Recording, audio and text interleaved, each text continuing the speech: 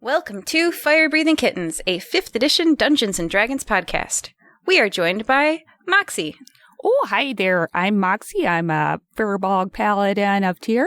I'm about 7.5 feet tall. I have pretty blue, greenish hair and gray skin. Zelik. Howdy, y'all. It's Zelik, your favorite bounty hunter.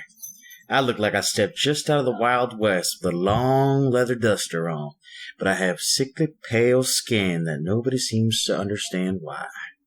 Kane. Hello, I'm Kane, DN. I often wear a toque and carry a staff that looks suspiciously like a hockey stick. And Mary. I'm a Mary. I'm a warlock wood elf. I am about 5'4", just really short for an elf, and I have tiger claws on my left arm from where I was scratched. You are all in the Fire Breathing Kittens Guild Hall. The guild is a large building with a bar, a sitting area with wooden tables and chairs, and a wall with a corkboard and job flyers posted. Well, hey there, guys. How's it going today? It's going. It's definitely going. Yep, Yeah. Another day, another job to do. Yeah, It's actually a very beautiful day. Mary's going to say as she takes a sip out of her water. Are you feeling all right there, buddy? You're looking a little pale. Oh, don't even worry about it. It's natural, I promise. Well, all right. Well, you just let me know if you need some nourishment or some healing. We could probably, maybe some sunshine. Should we get outside? Maybe get some sunshine? Don't you worry. It's nothing some whiskey can't fix. There's these couple flyers over there. Maybe that could get them outside. Oh, Mary, that's a great idea. I bet we could all use a little activity today. That sounds like a great idea. They walk over to the job flyers and they see 4 of them. Ah, my lucky number. 4. Well, all right. I've heard worse lucky numbers, so let's work with it. What do we got? That's a lot of options, really. There's normally not quite so many, so this is great. This is a great day for us. Let's see, what do we have here? There is this one. The first one says, find cool or unusual stuff? Contact Azreen at Azreen's Unbelievable Stuff. Okay, well, this one seems kind of like while you're doing other stuff kind of flyer, so we'll just keep that one in our hat. And then there's this one. This one's the longest one by far. It's super detailed and official looking. It says, Cirque de Guasso is the country's premier entertainment group, specializing in sectors where luxury, racing, and fine dining are considered strategic necessities. Barry Tekanawa, head of security, is recruiting for Cirque de Guasso in Nikamui. Those with a current security working permit and the minimum requirements below are strongly encouraged to apply for immediate consideration. Salary, 100 gold. That gold could do a lot of good, I suppose, and also the doing good of security. And we get to go to a circus. Hey, nothing wrong with a circus. That's a fun family outing right there. Well, what about the other 2? What do they say? The other 2 are short. The third one says, Here there's a big score at the Hope Hunger Gala. Hit Braden up if you want in. The fourth says, hiring crew to hit the Hope Hunger Gala. Ask for Raphael at the Fox Face Inn. It's very brazen of these people just to post jobs like this. Yeah, maybe we should check with the guild leader there. It seems a little off to have, Yeah, it seems odd. Okay, well, Yeah, it seems kind of wrong. Why would we want to hit anything? Like, that's not what we do. Well, you never know what these people are doing. Theft itself isn't intrinsically evil. And evil is often very, very fun, I will say. As much as I'm trying to, stay on the straight and narrow, being evil, it has its advantages, let's say. Well, I think we're going to have to unpack those statements later for sure. Yeah, definitely later. But for right now, Yeah, or never. We can just never unpack that Also and just an leave it option. how it is. Oh no, we're gonna have to unpack that one. It's a little. Doing bad. It's bad. Feels good. That's why they yes. call it bad. Oh, Okay. I thought you were. Okay. All right. Well, This is going to be a long job. I can already see it. Well, we could always do the security detail for the circus.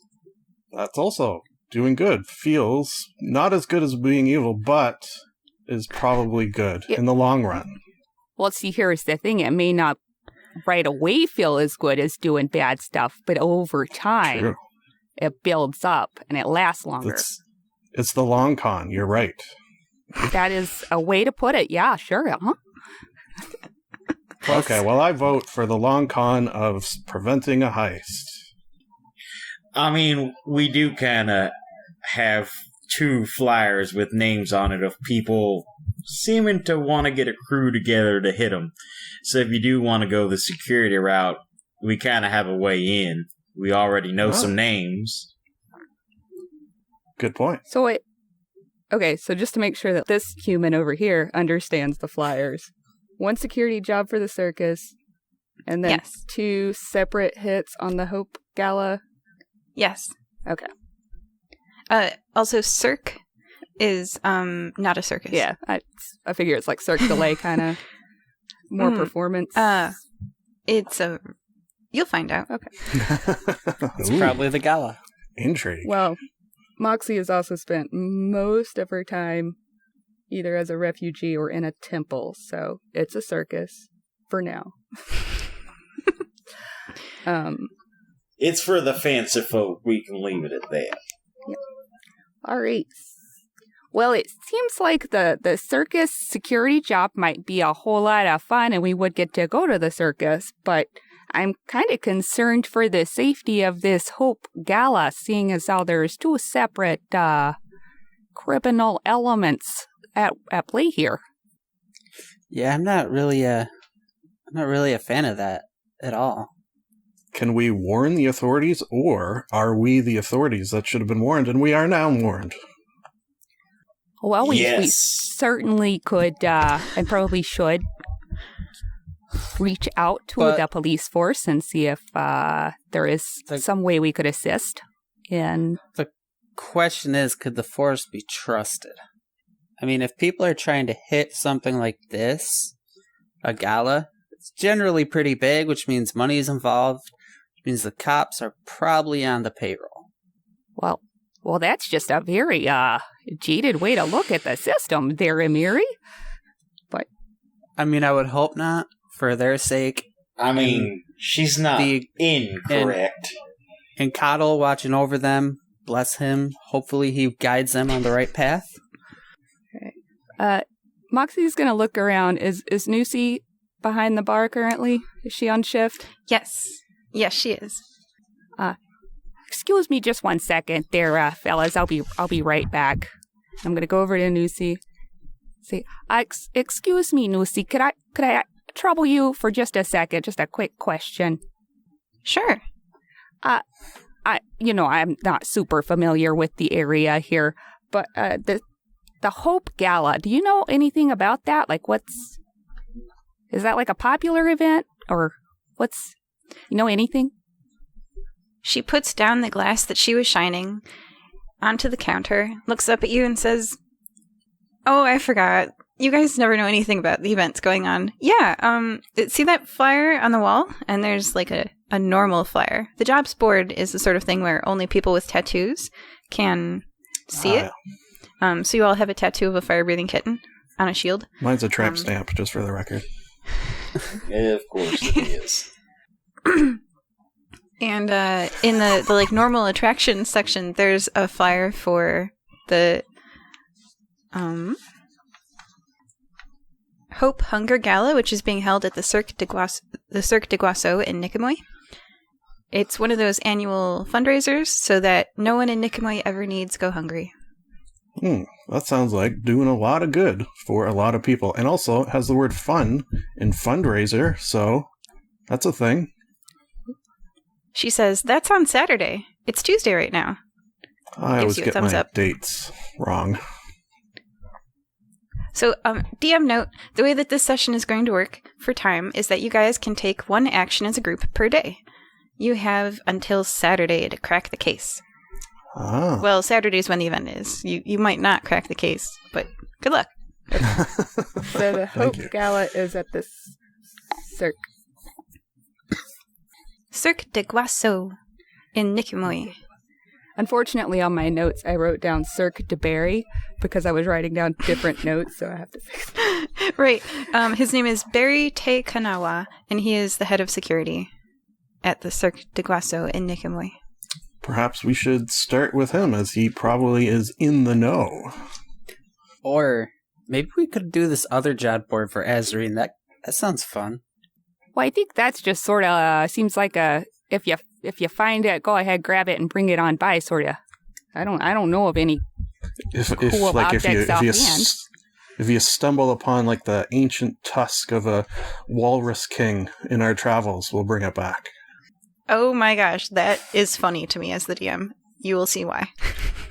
Uh-oh. Well, all right. Guess who you're going to run into this session? All right, so we got a flyer for I'm just security. Take this flyer just in case we see anything interesting.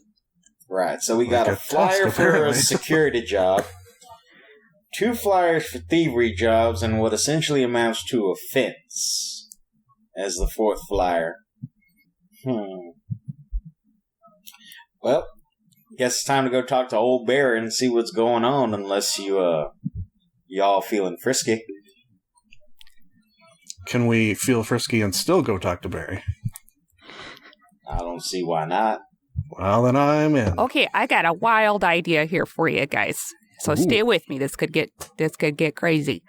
So what if Amiri and I go talk to Barry, get the deets on the security, and then you two, since you're a little more on the covert Yes. side, could each go talk to the 2 people who want the hit. I should And then warn we at this could, point that traditionally I like to be with someone not evil to keep me in check, but yes, I'm more than willing to go and explore this darker side. Well, if you need to stay with Amiri and I for moral and emotional support, that's always okay. No, I'm perfectly all right to go and, check out the seedy underbelly and really entrench myself in it. All right, hold on. Okay, no, so let's, you know what? I didn't say it. We could bring that back. Nope. Now, It sounds like it's already too much of a temptation there for you. I mean, wasn't there one flyer that seemed like it was written by someone really dumb, and then the other flyer was not so dumb? I'm going to send you all the flyers in Facebook. Well, maybe we start with talking to Barry, and then, we could get some disguises and go talk to one of the hit people, and then decide after that if we need to go talk to the other hit person. Well, the thing is, if we're going to talk to the alleged criminals and also work for the security company, there's no way we can do that without a disguise. So we're calling the alleged criminals people who want to hit? They're alleged? Listen, it's not a crime unless you get caught. So they're not criminals yet, just alleged. Do precogs exist in this universe? Still a crime. No. And while you guys were chatting, I copied and pasted the job flyers in the message chat for y'all. So you can see the text. And I'm going to close Facebook.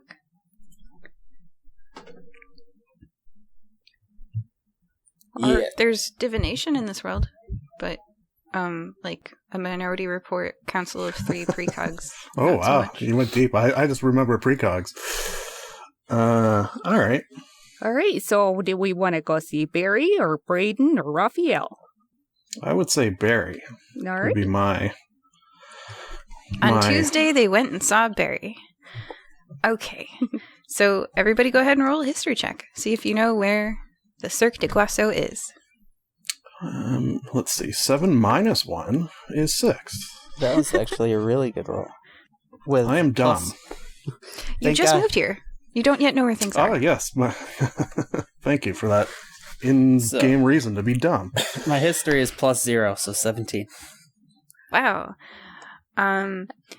You have been around for a few episodes now, Mary, and you've been walking past this construction site that's been getting bigger and bigger. It's amazing how quickly they put up all of these levels and tiers, and this thing is huge. It takes up multiple city blocks. It's kind of on the outside of town, on the water, overlooking the ocean, on the south side of town. And you know that it's been in construction for 2 years now, and it just finished the Nicomoy Cirque. Cirque de Nicomoy. You know exactly where it is. It's maybe an hour's walk from here, because it's on the outside of the town.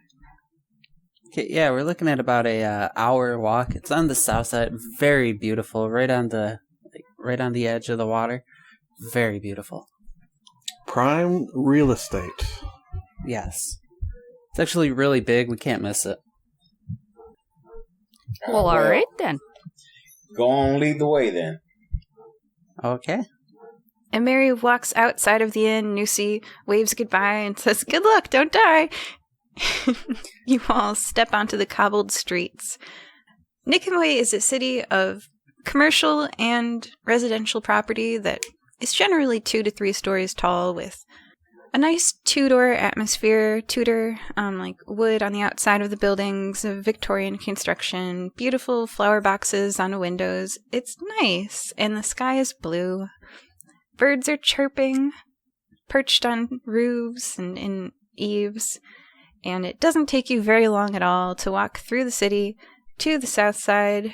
The ocean is approaching on your left, and in front of you is a very, very new part of town. The stone is smooth. Nothing is worn down or dirty. Everything's shiny and bright and polished, because now you're at the Cirque de Nicomoy, a very, very large complex of buildings that has many, many entrances and paths and parking areas, and it's huge. It's kind of like approaching a sports center. Ooh la la. There is there's a sign next to the road that says entrance with an arrow. And then parking on the left. What are in the parking spots? Carriages. Ah. Well, there's the entrance. We should probably go in. Agreed. It's a very wide path that can accommodate thousands of people at once. And they walk up and over. It's a ramp that's designed to be about 3 stories in the air, and everyone can walk up the ramp to get into these 4 or 5 or 6 doors that are open, and this is the entrance area.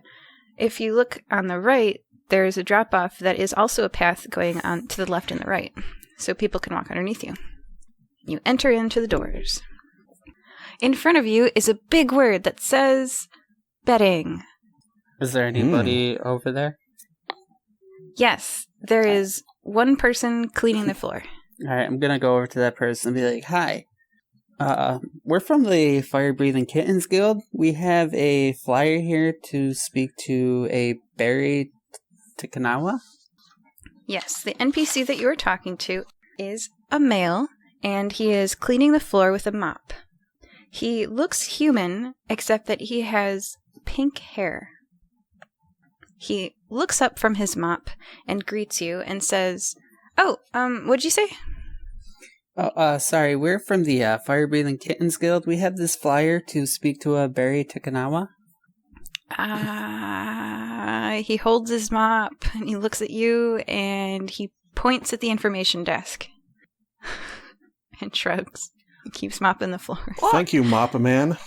Well, thank you so much there. I don't know how we missed that one. Just saw the big sign that said betting, and then I started thinking about all the sinful things that must be happening here. Totally missed that information sign. So, thank you so much. And I also thought of all the sinful things. Oh, dear. There is a person in the information counter.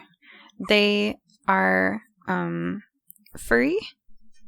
They have furry, light brown furred covered face.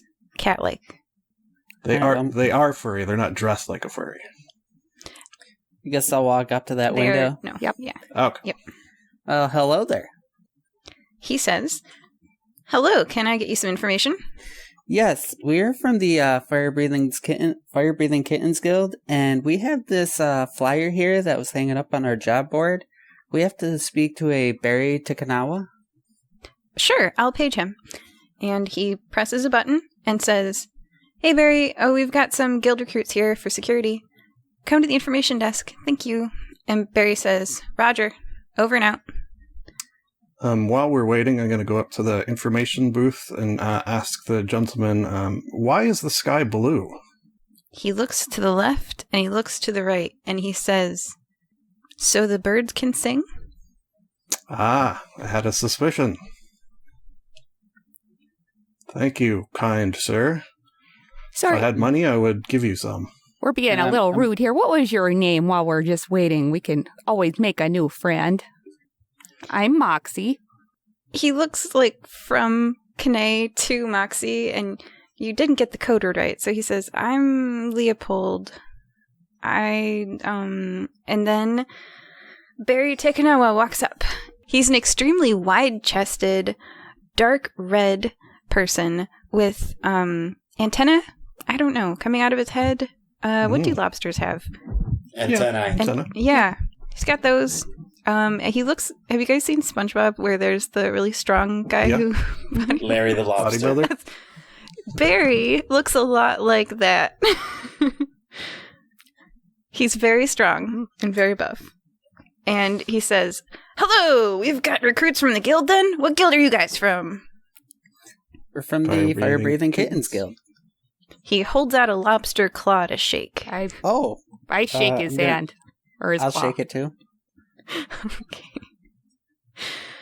And he says, "Good to meet you. I'm Barry Takanawa, head of security here at the Cirque de Nicomoy." It's an honor to meet you, sir. I'm Moxie Moonbrook.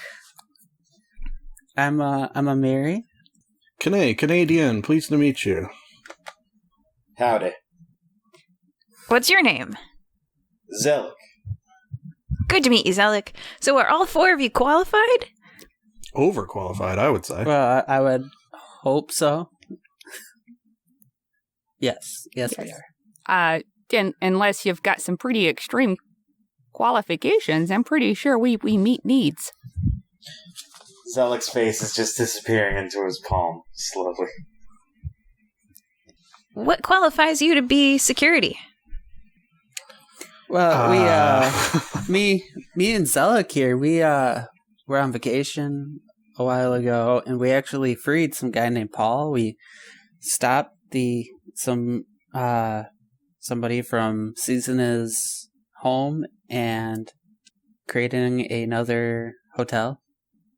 Oh, that's very impressive. Do you want to come with me to my office? And She's underselling it. We solved a murder and beat the crap out of the murderer. You solved a murder. Oh, yeah. Can I please have the communication stone number for that reference, and I'll give him a call. Oh, sure. Come with me to my office. Here's the police officers. Well, you can also just call over to the guild. They have all of our credentials on file. I'm sure they'll be happy to message them right over. Oh, well, we have a bunch of guild applicants, but murder solvers, very few. So come with me to my office. He starts walking. I follow. Okay. I'll follow. He takes you down the very wide hallway and the whole thing curves. So it's curving to the left. And he's walking along. He takes you to a room that's on the outside of the curve. And there's a big desk and lots of books and a window outside leading to Nicomoy. Now, you notice that on the outside, this is where like the parking lot is and the entrance.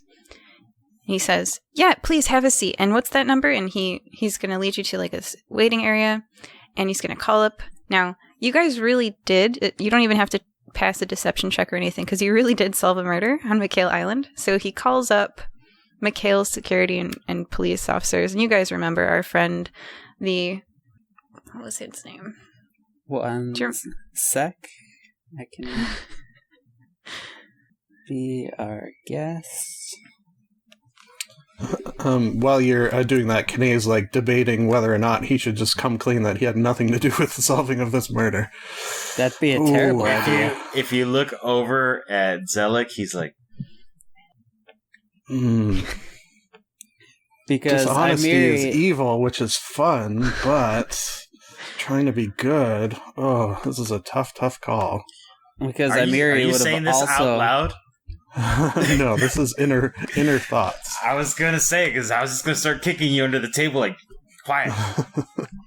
Yeah, because Amiri would have also pointed out that Zelik wanted to just let Paul rot. And she was the only one that wanted to free him. And Moxie Nobody just remembers assumes the that her detective's name? I didn't general, want. I'm huge, strong. I didn't want to sword let him wielding rot. is enough. We had better Detective- things to do. Leon. Leon. Is it Leon Okay, or so Leon? tell him to call Detective Leon. Leon. What person should I be contacting with this communication stone and where? Detective Leon on McHale Isle. All right, one sec. Boop, beep, beep, boop, And- boop, beep. Boop, boop, beep, beep, boop, boop. And he comes back out and he says, yeah, he had high praise for you. Great job solving that murder. Oh, shit. Hey, don't mention it, please. Okay, you are all officially approved, and if you would like, that is Tuesday. Oh, You got well, official approval. before we finish, I do want to show him the other 2 flyers that we have. He might not be able to see them. He doesn't You have the hand tattoo. him 2 plain pieces of paper. Uh, And he says, yes? Oh, see, there's the problem so right you there. may not. You go ahead and explain. No, you can jump in there, man. You hand. Have you ever been tattooed, and would you like one? No, it's okay. So these are guild flyers here. I'll just I'll read this one here for you, and I do. You see this one right here? It says there's some kind of big score at your hunger gala, and it's got a name on it. Who knows if it's a real one? And then there's another one that's looking for a crew to also hit your hunger gala. So it seems like you might have a bit of an issue in a few days, I think, is what Zelik is trying to get across to you. Oh, yeah, we know. That's why we're hiring you. Right, but we have names and locations to meet up with these. Oh, excellent. crew- Yes, please, snitch on your contacts.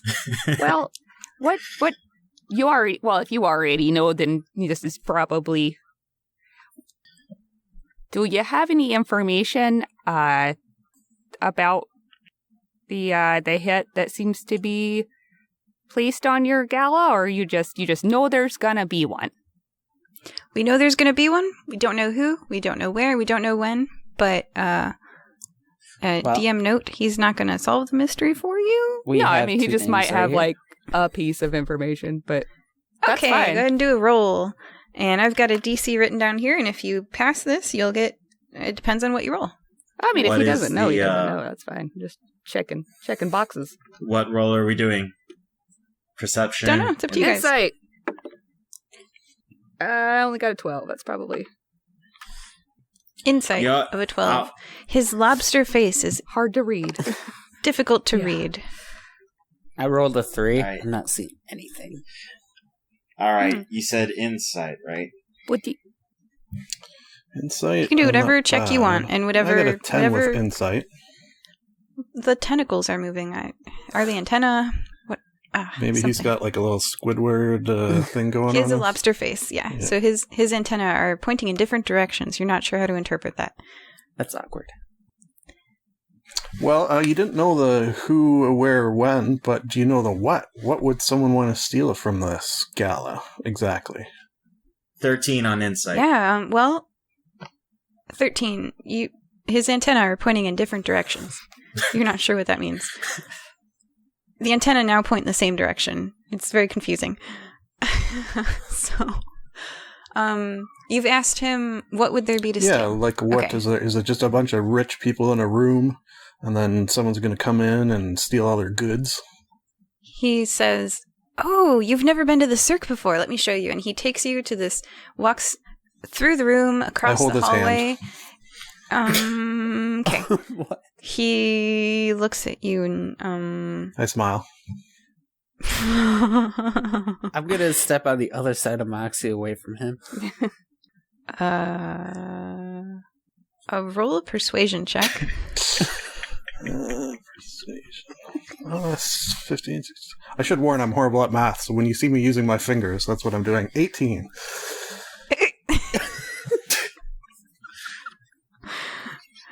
His antenna rests gently on your shoulder Oh, those are some Oh, long wow. antenna. for a second, and then down your back, and Ooh. then he's still holding your hand, and you're walking together. Okay. Kane and Barry sitting in a tree, written it down.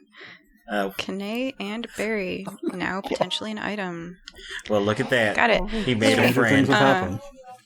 All right, so you're not holding hands anymore, but that's yep. He has a boyfriend now. Okay, all right. And you walk across the hall to the large windows, and Kane takes you and stands with you at the front and shows you his world. I'm sorry, Barry takes you with you at the front and shows you his world. He says, "This is my domain." You're standing 3 stories above the ground, and you see stretching out before you on the right a circle of grass, and on the left a circle that's brown, and in the middle a giant white board, and in the front there's a little first place, second place, third place podium where people can stand. And he says, "This is the racetrack where it all happens. This is where the magic happens. People are going over the lawn meticulously preparing it for the event on Saturday. Others are taking rakes and going over the brown stuff, whatever that is." What form of beast, I presume, is raced at this Horses. thing? Oh, horses. Okay, I see. Interesting. With the latest Featherlight saddles. Horses? We have the best technology here. It's cutting edge. No. Okay. Interesting. The best racing around. You know, if you're free Friday, you should come for a little security tour. Oh, yeah. And dinner? Yeah, and he's saying this just to Kane. I'll have to check my schedule. Okay. I'm going to move on. I don't really enjoy the romantic stuff, but you did roll an 18, so I gave it to you. Okay. Now, that was Tuesday. So we're going to mark that off. The sun is setting, and he says, "Good luck. I hope that you keep our racetrack safe." We will certainly try. Will Awkwardly ends do. scene. Oh. Scene over. Moving on. Okay. It is Wednesday morning at 9 o'clock, and you all meet up in the guild. On Tuesday, you saw Barry and got hired. On Wednesday, what are you up to? Should we go speak to Raphael? At least with Raphael, we have a place for him. We know he's at the Fox Basin. With this braided guy, it doesn't say where. It just says to hit him up. Yeah. Yeah, that's smart. Maybe it'll lead us like a string of pearls. Yeah, maybe Raphael knows where this braiding guy is. That's I a like good it. thought. Yeah, we could do that. I just need to drop some stuff off at the member lockers real quick before we head out. Okay. She darts off for a minute, and when she comes back, her hair is no longer up and floofy. It's been braided tightly. She's not got on her the cloth that she wears over her eyes. That's gone, and she doesn't have her little symbol of tear. All right, good to go. All right, before we head out A disguise. there, does anybody need any help getting a disguise together? I do have a disguise kit. Kane, he just pulls his toque down a little more than normal and says, "No, I think I'm good." Let's see. Boots, tights, leggings. Nope, I'm good. Do you have Nagiri? I do. The lawful good avatar of a god? Yeah, I should probably not bring him. You could That's up to you you. can Just pointing that out. maybe leave him in the locker. We can make a little mini apartment for him to hang out in. Or I could just have him hang out at the bar with Missy. The lawful good avatar of the bar. And what is the nigiri, did you say? It's a little quaddle, baby. I should mention at this point, since we're talking, I do have a imp with me named Dag, who's got the head of a beaver. He's usually resting on my shoulder, but also usually invisible, so if they want to hang out together... Does he have a brother named Norbert? Good. Yes. Somewhere in one of the planes.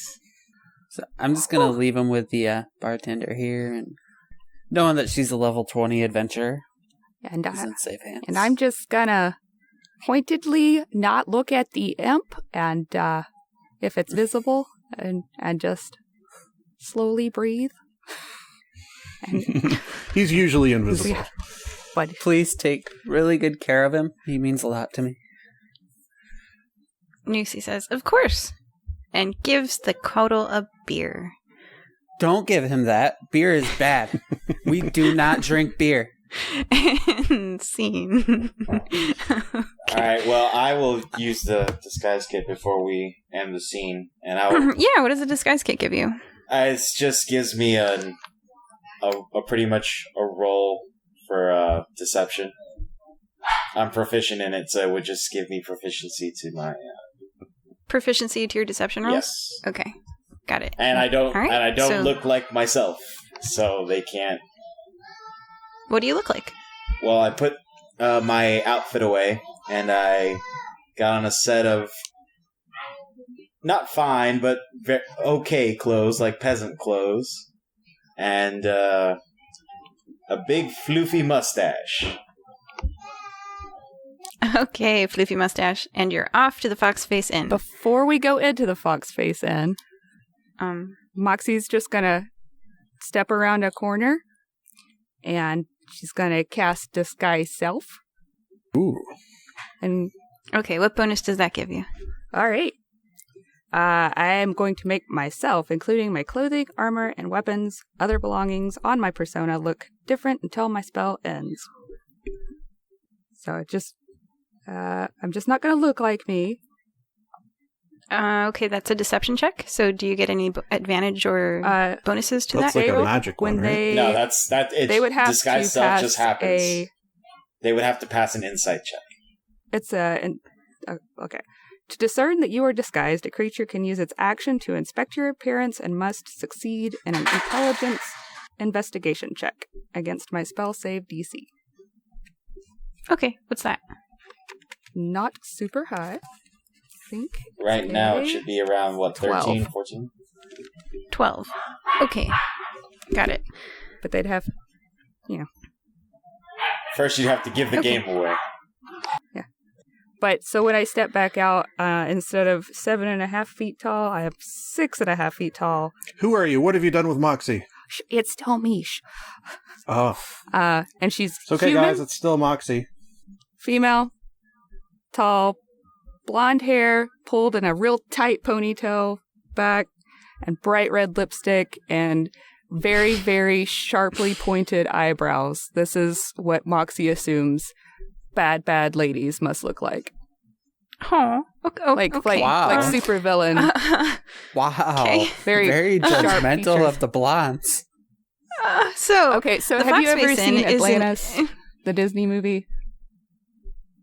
The city. Okay, well, never mind. That's that. She's trying to look like a Bond supervillain, kind of.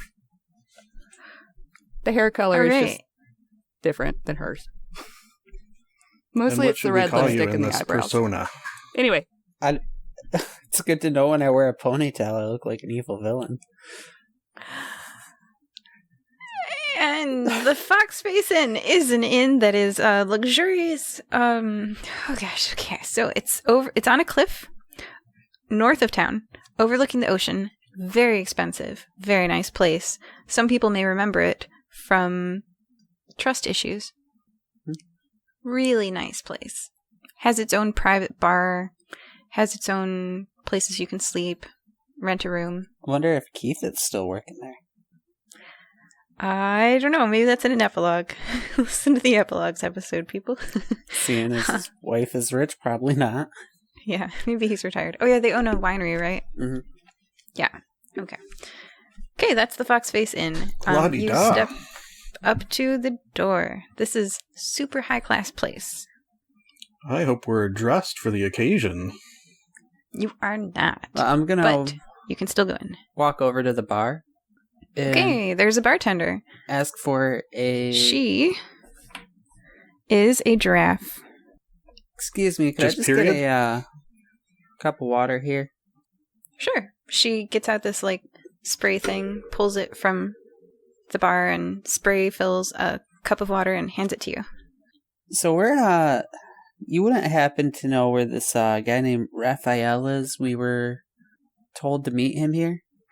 What role are you going to do to try to ensure this success? Perception. Animal handling. Do perception. Okay. How are you using perception to succeed in this ability check? Kind of just like watching her tells, see if she's lying or if I could perceive something off about her. Okay. And what'd you roll? Ooh. 20. A 20. Okay. Her name tag is shiny and new. You perceive that. It says Mauricia. And I guess she answers, would a bartender know? Yeah, he's been sitting in the bar for long hours recently. He normally comes down in about an hour. Oh, okay. He'll be down in a few minutes, if you just wait. Okay. I'm gonna turn to them and say, hey, so he'll be down in about an hour. We want to wait. May as well have a drink. What do you guys do while you wait? I'm going to ask for the drink, say a pint in a glass with a long neck, and then sort of see if they react to that. You receive the drink. Zelik, what are you doing? Well, I don't believe we should all go speak to Raphael together. Maybe one or two of us should split off, kind of keep an eye on things. You know what I'm saying? That I'm dumb and I can't handle this. Yes, I'm getting what you're saying. You are not picking up what I'm putting down. That is not what I said at all. That's actually a very good idea. We kind of want to keep eyes on the people around us. Right. We also want to see who's interested in the conversation we're about to have with Raphael. Remember, there's more than one crew on this. So you're going to look around the room and see how many other people are there. Too. Right. So, how about Okay. one or two of us goes to separate corners of the room, just keep an eye on things, and the other two will try and deal with Raphael. Now, who wants to do what is the problem. Well, you know, I'm a good people person. I enjoy talking. Yeah, I was just gonna say it. Me and Moxie could try to handle Raphael. I'm more than willing to sit and drink at this bar, and by that I mean keep an eye on things. All right. Then I will go to the other corner and keep an eye on things from there. Remember, look for anybody who looks shady or overly interested in Raphael and our people. Deal. Roll to see who's in the room. Is this perception? Who's in the room is going to depend on your roll. It's up to you. And it's just Zelik. And Moxie's also going to go up to the bartender and, excuse me, do you have a food menu here? Mauricia hands you a menu. Thank you so much. Whoa. And then she'll go sit down. 23 on perception. Zelik, you got a 23. Okay. I can see everything. All right. Wow. I want their names, Eating? their social security numbers. Sitting in the booth in the corner eating cereal is a furry, light brown cat-like person. Only Zelik sees them. Moxie, what are you up to during this hour? She will order an omelet and then just relax for an hour and short Not rest. some soup. Well, it's breakfast time. Okay. And Mary, what are you doing? Or, You ask the bartender. So I'm going to say that that's how the hour passes. And after about an hour, a little bit later in the day, on a Wednesday, Raphael Kirst walks into the room. He takes a seat at the bar, and the bartender whispers to him, and then he looks around the room, and the bartender points to Emery. And Raphael walks over to Emery. He is a older, slender, mostly human-looking, but with blue skin person. It's like me. Hello there. I take it you're Raphael? He slides into the seat across from you and says, "Yeah," in a quiet voice, "I'm Raphael. How'd you find me?" I'm from the Fire-Breathing Kittens Guild. This is my friend Moxie here. I'm Amiri. We have your flyer. Okay, And you're a guild hire. I pull it out even though you can't see it. Okay, he looks at a blank piece of paper and says, "We're looking to hire a crew. Are you in?"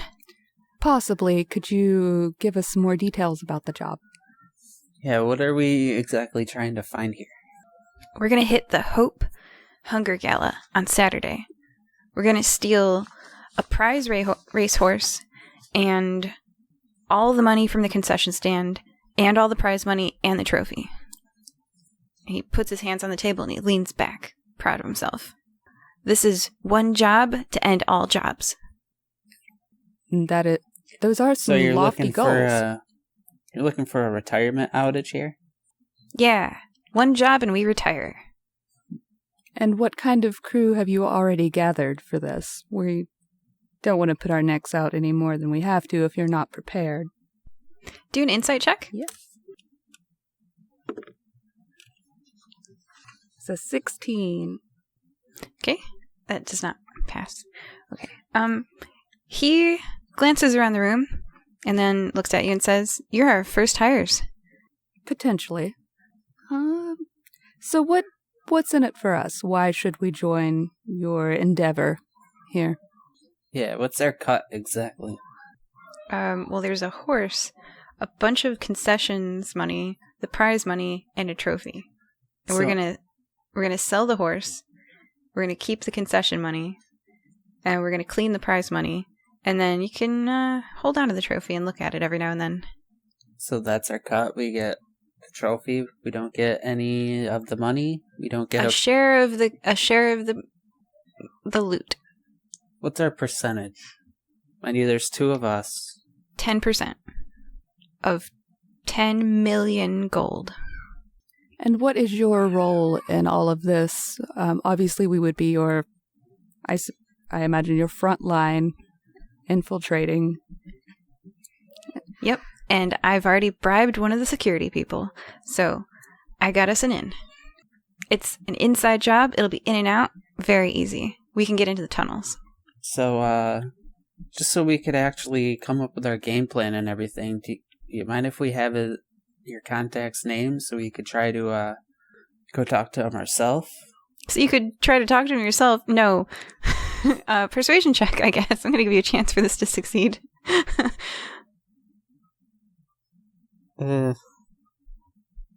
12 does not. Sure. It's Abigail Price, the horse condition manager. Remember that you got a 12. Oh, that is incorrect. Yeah. All right. Well, what about, do you have any, you said tunnels. Are there any schematics or structural blueprints, ideas of... First, are you in? Yeah, I think, well, I'm liking the sound of it. What do you think? Let me... Give us just a minute. Let's step over to the side just a second. Okay. We're just looking like we're talking. It's fine. And then we'll come back over, and you can agree. Act reluctant. All right, well, I suppose for 10% we can fit this into our schedule. I mean, 10%'s a really low number, though. I don't know.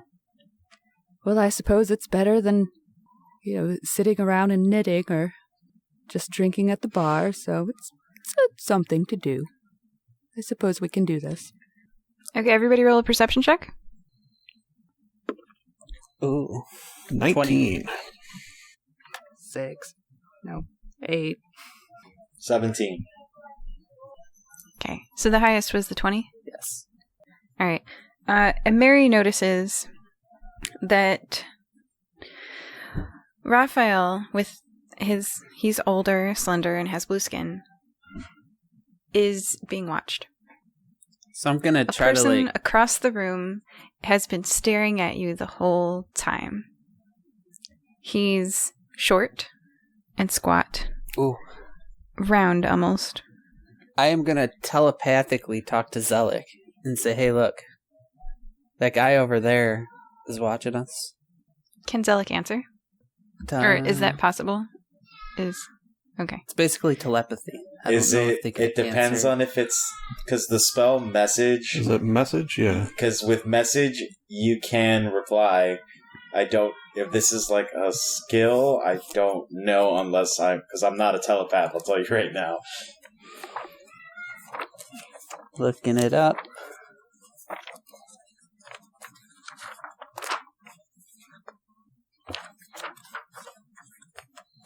Telepathy. A telepathic link between myself and a willing creature with which I am familiar. The creature can be anywhere on the same plane of existence as me. Until Yeah, the it's a spell telepathic link. ends, you and target can instantaneously share words, images, sounds, and other sensory messages with one another. Yes, then I can respond. Yes. All right. Do you respond? Yeah. Well, the thing is, according to the description, she can send what he looks like to me with telepathy. So He looks basically like an M&M. all right. Is he like big red with a little M? All right. Like if a person could be an M&M. I'll keep an eye on him. Keep doing what you're doing. And I'll start making my way through the room as Kane, I did roll As a 19. Am I casually as sort of possible. oblivious to He's everything? oblivious. Yeah. Nice. You're, I Very think you're in drinking character. your tall-necked glass. Still, and it tastes really bad. Sorry. All right. Oh. I'm going to try to make my way towards the guy who's watching them as inconspicuously as possible. Okay. Raphael says to... I don't know what your names are in disguise, whatever. We didn't But use the fake names. The characters That's funny are because Mary and Mary did not use a disguise name. As soon as she just said gave my name, her I was like, own darn name. it. That Oh, defeated okay, the so he purpose knows of the you're- disguises. There could be a human Well, Moxie. Who knows? I was just gonna say there could be more than one person named Moxie. Okay. So he says, Mary and... I didn't catch your name. If you're in, meet me on Friday night right here. The Dora. Are you possibly in a room at all? I mean, it might be a little In easier. room 222. And he wanted to meet on Friday? Friday night. Do we get a time? Midnight Right, between TM. Friday and Saturday. I'm going to be trailing And, this Eminem looking guy. I rolled a 22 on my... Yeah, I rolled a 22 on my stealth, so I'm just He's going to just be sitting in a nearby booth. watching him while he watches them. You sit in the booth behind him, feet from him, and look straight ahead. He doesn't notice that you're watching him. You're listening intently as he just sits there and stares openly at... All right, well, now that we're Raphael. in, can we circle back to the blueprints, schematics, planning? That's what Friday night is for. And then, That doesn't leave a lot of room, but okay, if that's how you So- want to run this. while we were at our job board, we also got a second flyer. There's another person looking to kind of get a score here, named Braden. Do you happen to know him at all? Brayden. Huh. Huh. He says. May I do an insight check as he's hemming and hawing? Sure. But are they loud enough to be heard? 23. We're kind of talking quietly. Yeah, since this is kind of clandestine, I wouldn't imagine it would be super boisterous. But do a stealth check. well, I got a 23 on my insight. 23 on your insight. Okay, so he definitely recognizes the name Braden. And then stealth, just a 15 to... Everyone can hear you in the whole room. No wonder this Wow, the guy's acoustics staring in here or daggers at something. you.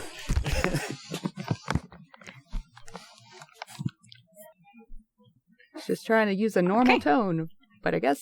And Raphael's gonna set some money on the table and walk away and say, see you Friday night, See room you in the 222. whole bar Friday night at room Bye. 222.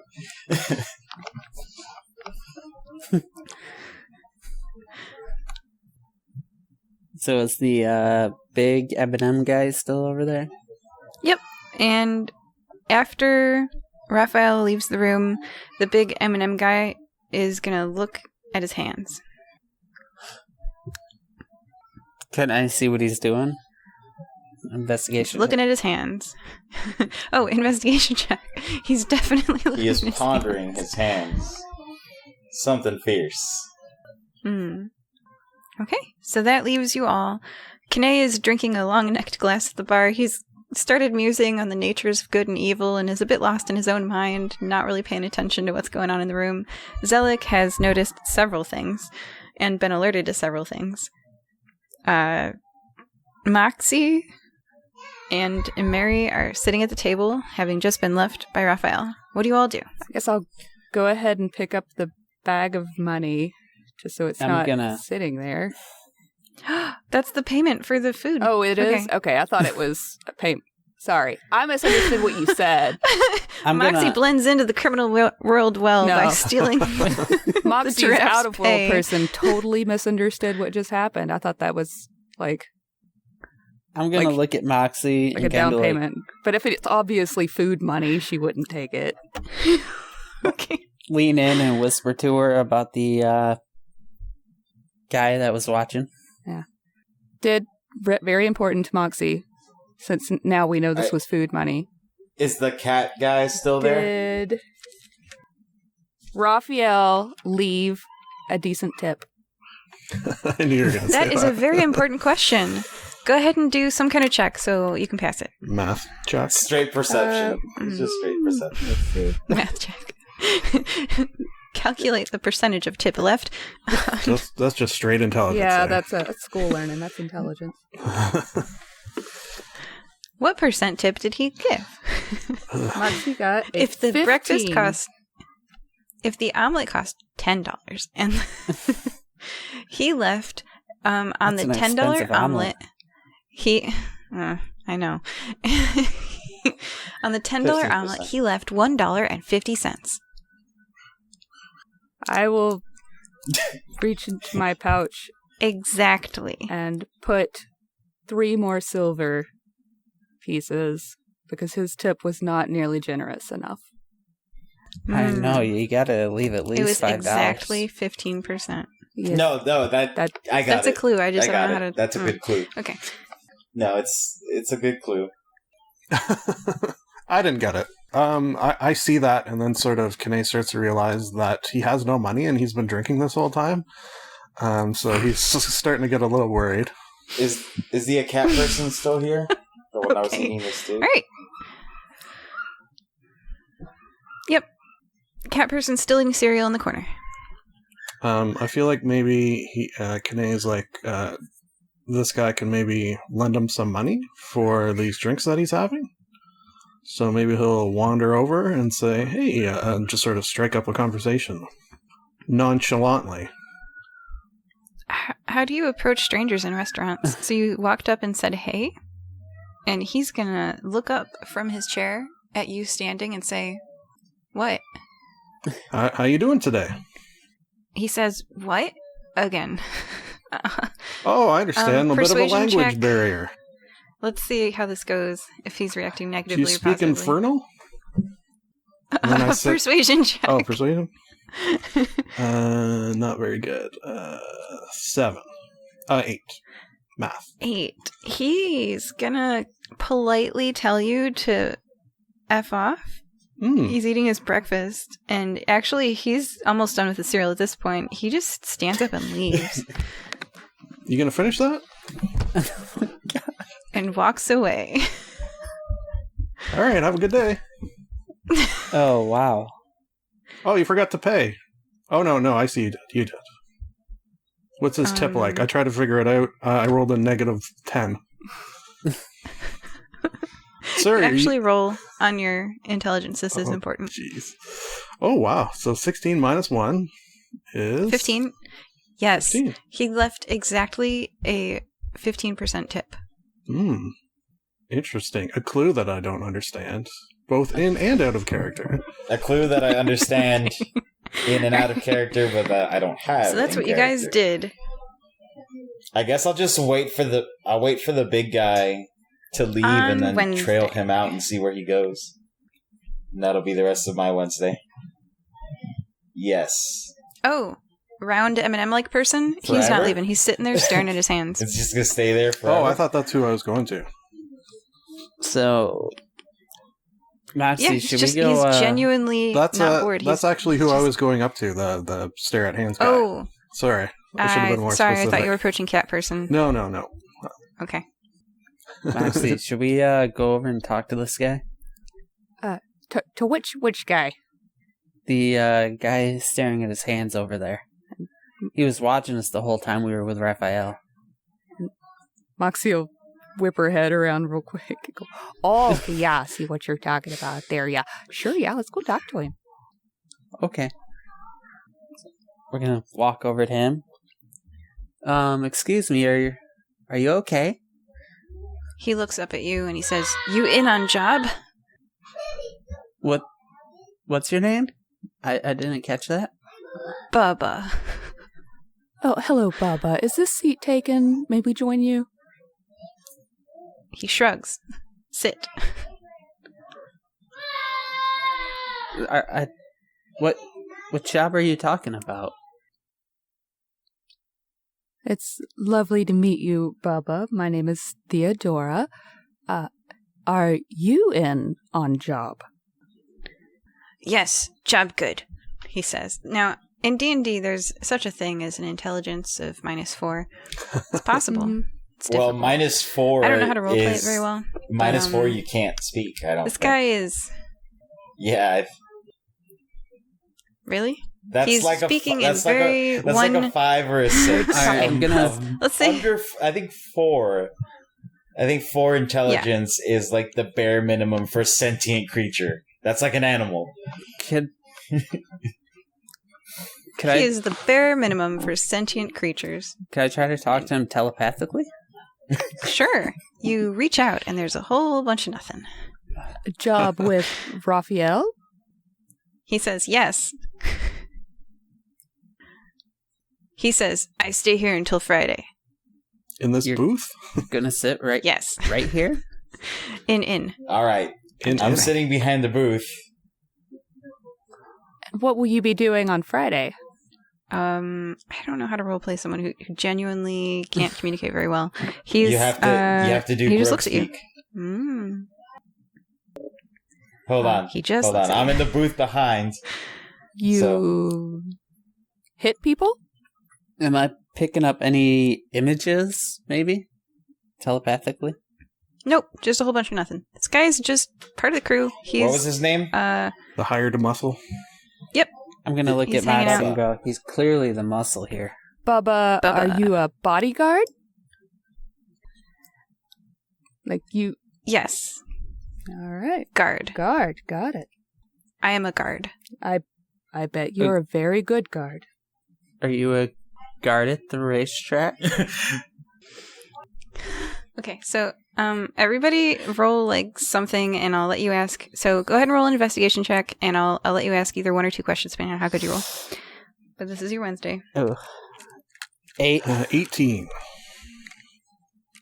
Kanae can ask 2 questions. Ooh. Mary can ask Critical 1 fail. question. Question the first, I say to him. Zella can ask 1 question. Moxie is still trying to figure out how to dumb down words. With a One. that was a 2. I got a 2. So 1 question from Moxie. Okay, Kanae, you get 2. Go ahead and start, and we'll rotate around back to you. Question the first, and I look him right in the eye. Do you have any money to pay for my drinks? Okay. Persuasion check. If you pass a 5, he'll pay for your drinks. 16. Yep, he pays for your drinks. Thank you. Question You have 10 gold now. Oh my god. I could have paid I have to for write the this down. drink. I could have paid for 10 that. gold. Yeah, Thank everyone you. in the Fire Breathing Kittens Guild starts with 10 gold. Oh. Okay.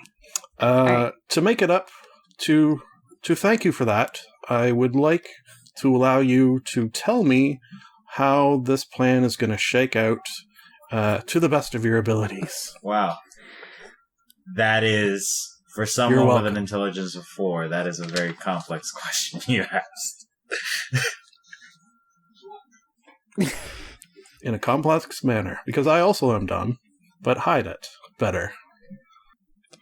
I ride horse. You don't say. The one that you're going to steal, yes, okay. Yeah, I'm good guard. Mm-hmm. Guys, I I ride believe horse. this character is in charge of stealing the prize horse. We're just blurting that out. To our table, yes. well, remember the acoustics in this restaurant. Okay, all right. Mary, your 1 question? So, how are you supposed to get into the horse? How you The get guards, to they horse? figure that out for me. I don't know. The guards plan it. I just follow. And that was your 1 question. Okay, and Moxie. All right. Mox, I'm a guard, he says to you. yes, I can see I follow orders from the town. Okay, in Moxie. the go ahead. town. Okay. So Moxie's just going to reach into her bag and she starts to pull out 1 little pamphlet, shakes her head, and digs a little further and pulls out a small, it almost looks like a coloring book. And it says me and Tyr on the front. She's just going to slide it over to him and just say, you know, I bet you are the best guard. And if you ever need a place to go to be safe, or you just need a friend to talk to, Tyr is always here for you. And you can go to the temple and they'll help you. And just, you can color in this. Here, I've even got some colored wax that you can color with. And I hope you have a genuinely lovely day. Oh, thank you. Me and Mrs. Smith go every Sunday. You know, I thought you looked a little familiar. But you can still have the coloring book. Thank you. Nod. Oh. Maybe don't have children. I'll give it to my kids. Oh. I regret saying that immediately. Zelik gets 1 question. I mean, the way I want to ask it, it's technically 2 questions, but since he's dumb, yeah, But not dumb enough to It's, enjoy a coloring book. I guess I want to ask, no Brayden, where find? Yeah, you know Braden? We're fine. No, you know Brayden, where finds? Shit. Oh, you don't? You know Braden? Do you know where to find? Boss want me to find Braden. No. Damn it. You do? Take me to Braden. Who's on first? Who's on first? And then Kanae, 1 question left. He genuinely, you can tell, he genuinely would like to know where Braden is. That is one of his true desires, yes. Okay. Kanae, you have 1 last question. Oh, well, he paid for mine with 1, and then I asked him whatever I asked him with the second. But if you want to give me a third... Oh, did you get a 2nd question? Yeah, I did do 2. Oh, okay. All right, we're done. I'm honest, So- if my character is not. Okay. All right. Cool. So that's some information about this crew. And that is Wednesday, the Raphael crew. In the very expensive Foxface Inn with the very dumb Bubba, you saw a familiar, furry, light brown, cat-like person, and there's a giraffe bartender. So, it's Thursday. Brady. What are you guys doing? Yeah. The missing link. Seems like a lot of people want to find Braden. Is there anything on the flyer that would indicate how we're supposed to contact him? It says, here there's a big score at the Hope Hunger Gala. Zelik turns the flyer in his fingers and it says, hit Braden up if you want in. So is he like a known entity in this area? Like he's so confident that people will just know where to find him? In Dungeons and Dragons, there's a thing called criminal contact. None of us have No. criminal contacts. Then no, you don't know. Wait. Do you? Wait. Because If I were playing Thea, Thieves' Cant is one of my known languages, so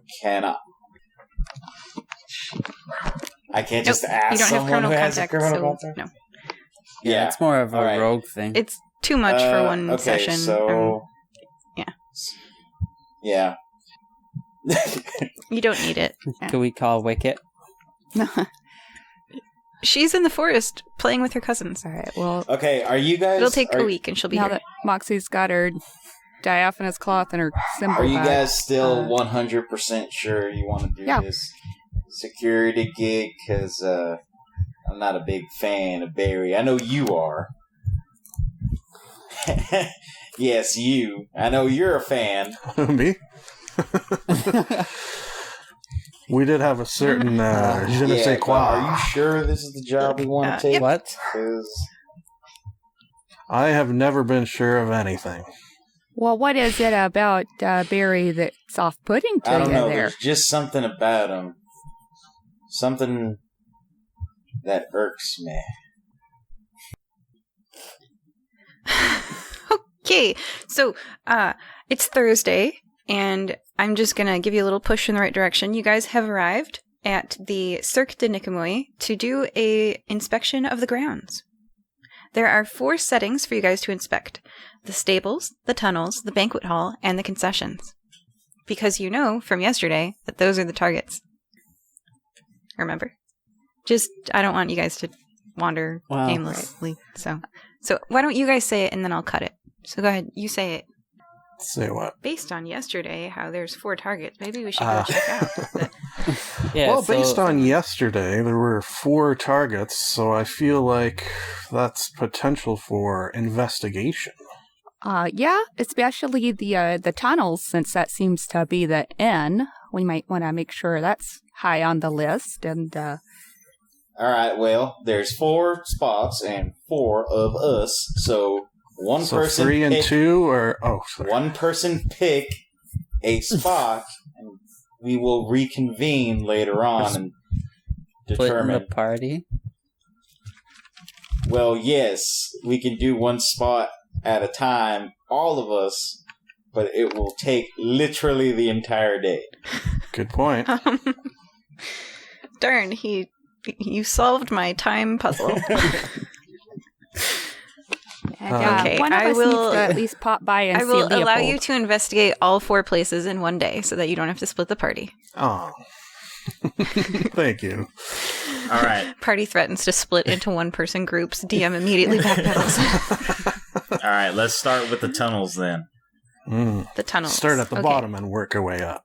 That's the idea. On Thursday, they make their way back to the Cirque de Nicomoy, so called because it is a circuit. It is a racetrack, not because it is a circus. There's a large entrance area. You've received Cirque de Nicomoy official badges from Barry, and you make your way into... what's up, Zelik? I just realized I asked the wrong question to Bubba. It's fine. I just realized what the right question was, but Do it's fine. we see a Leopold on our way as we're going in?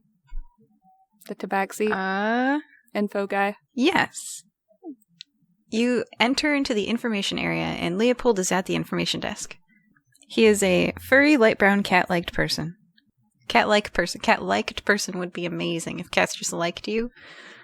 You just walk into the room and the cat's like, please pet me. But Okay. I'm a weretiger with that. Can I do an insight check as we come into view to see if I could read his reaction to seeing us? Sure. Because I'm hopeful that my party members had filled me in on all of the things that Moxie did not see. Yes, we exchanged information afterwards. Group chat. Yeah, we kind of had a whole night. So. Ooh, I got a 21.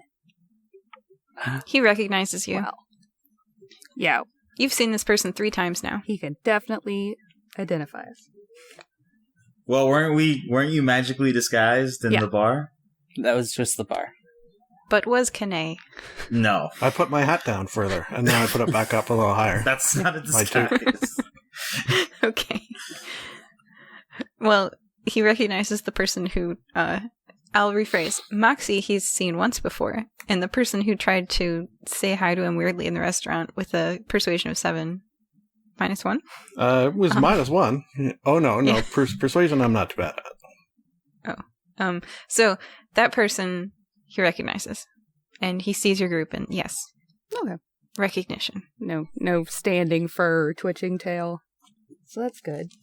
He's irritated. Oh, he is irritated. Why? Yeah, it's a Thursday. Yeah, I'm So going to close go to up Friday. to the...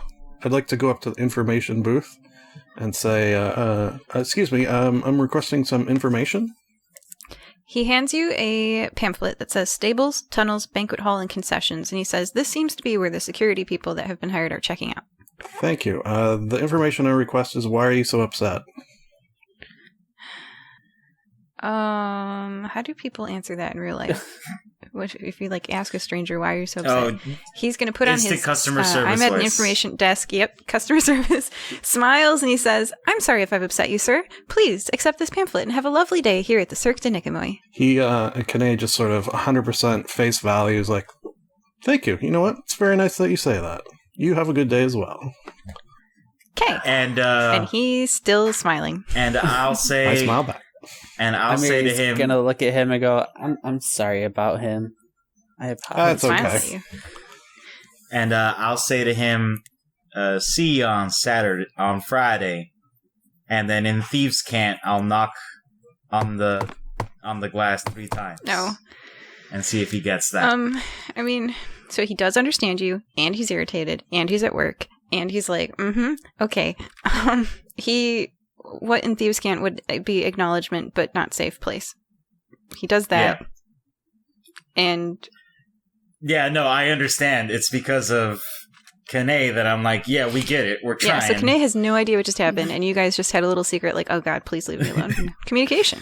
Well, Moxie's going to go over to Kane and go, I really like how you asked him how his feelings were today. That was really good and kind of you. Thank you. I try. Yeah, you're doing I will good. say- You're doing real good. Being good is not Paladin easy. will convert you.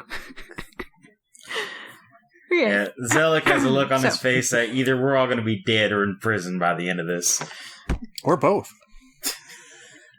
So there are stables, tunnels, banquet hall, and concessions. I think we Okay. decided to go tunnels. Tunnels. We decided to go tunnels first. Tunnels. Okay, so you're following this pamphlet that Barry has prepared for the security guards, for the information desk to hand to the security guards. And you're in the tunnels. Okay, so you walk. Now, to describe the layout, the left wing, if you were looking overhead, is a dirt circuit. Or something. It's not dirt. It's weird looking. They're raking it and it's fluffy. The right wing is grass.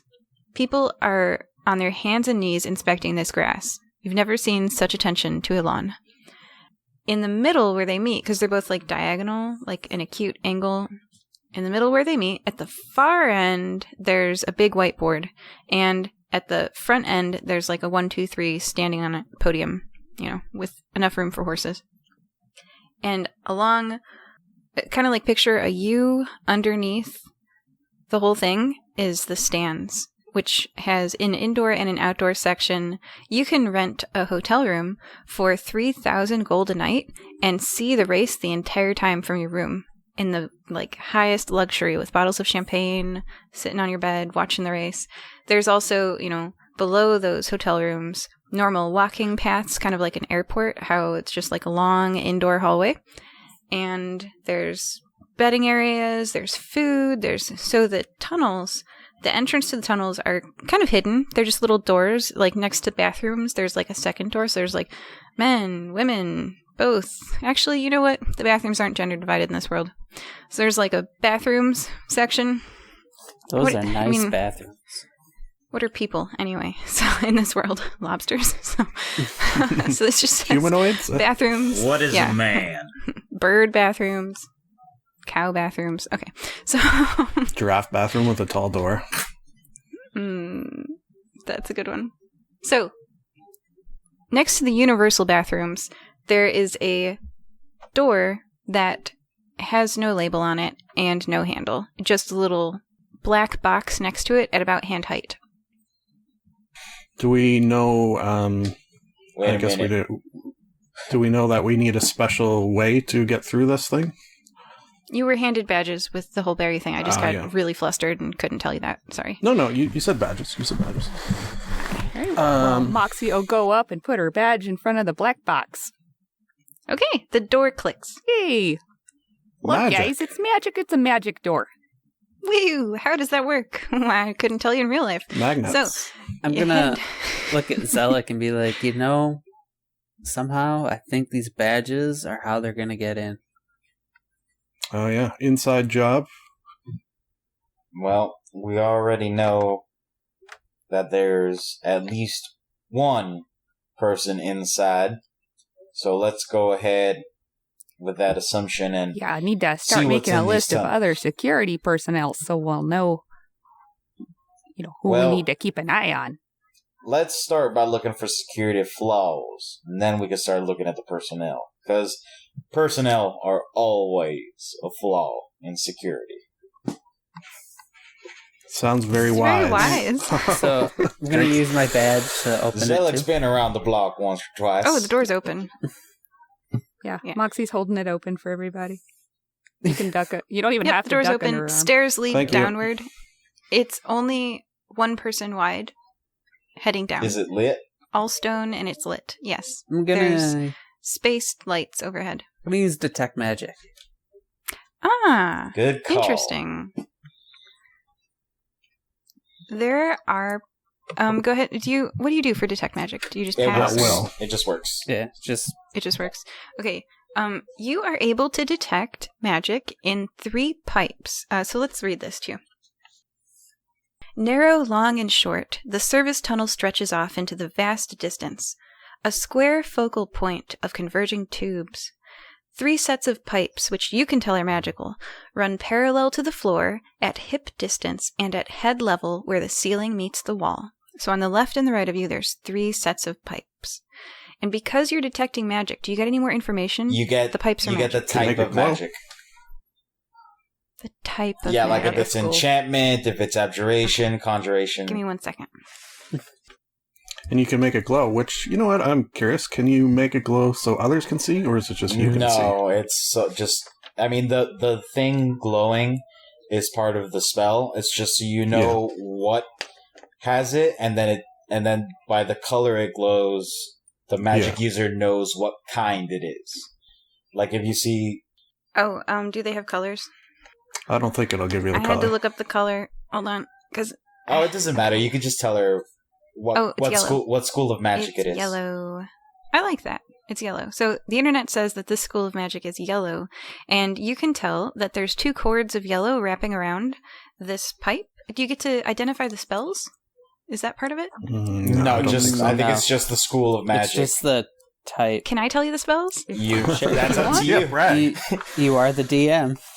Okay, alright. 1 yellow cord wrapped around this pipe that I guess you can see the spell embedded in the metal is the cantrip Gust, but it's been embedded in this pipe. And the other one, in the School of Transmutation, cantrip Gust is yellow. The other one is also a transmutation spell, and it's called Levitate, and it's also been embedded in this pipe. So there's Levitate and Gust embedded in the 3 pipes. Well, 2 of the pipes. The 3rd pipe does not have those spells in it.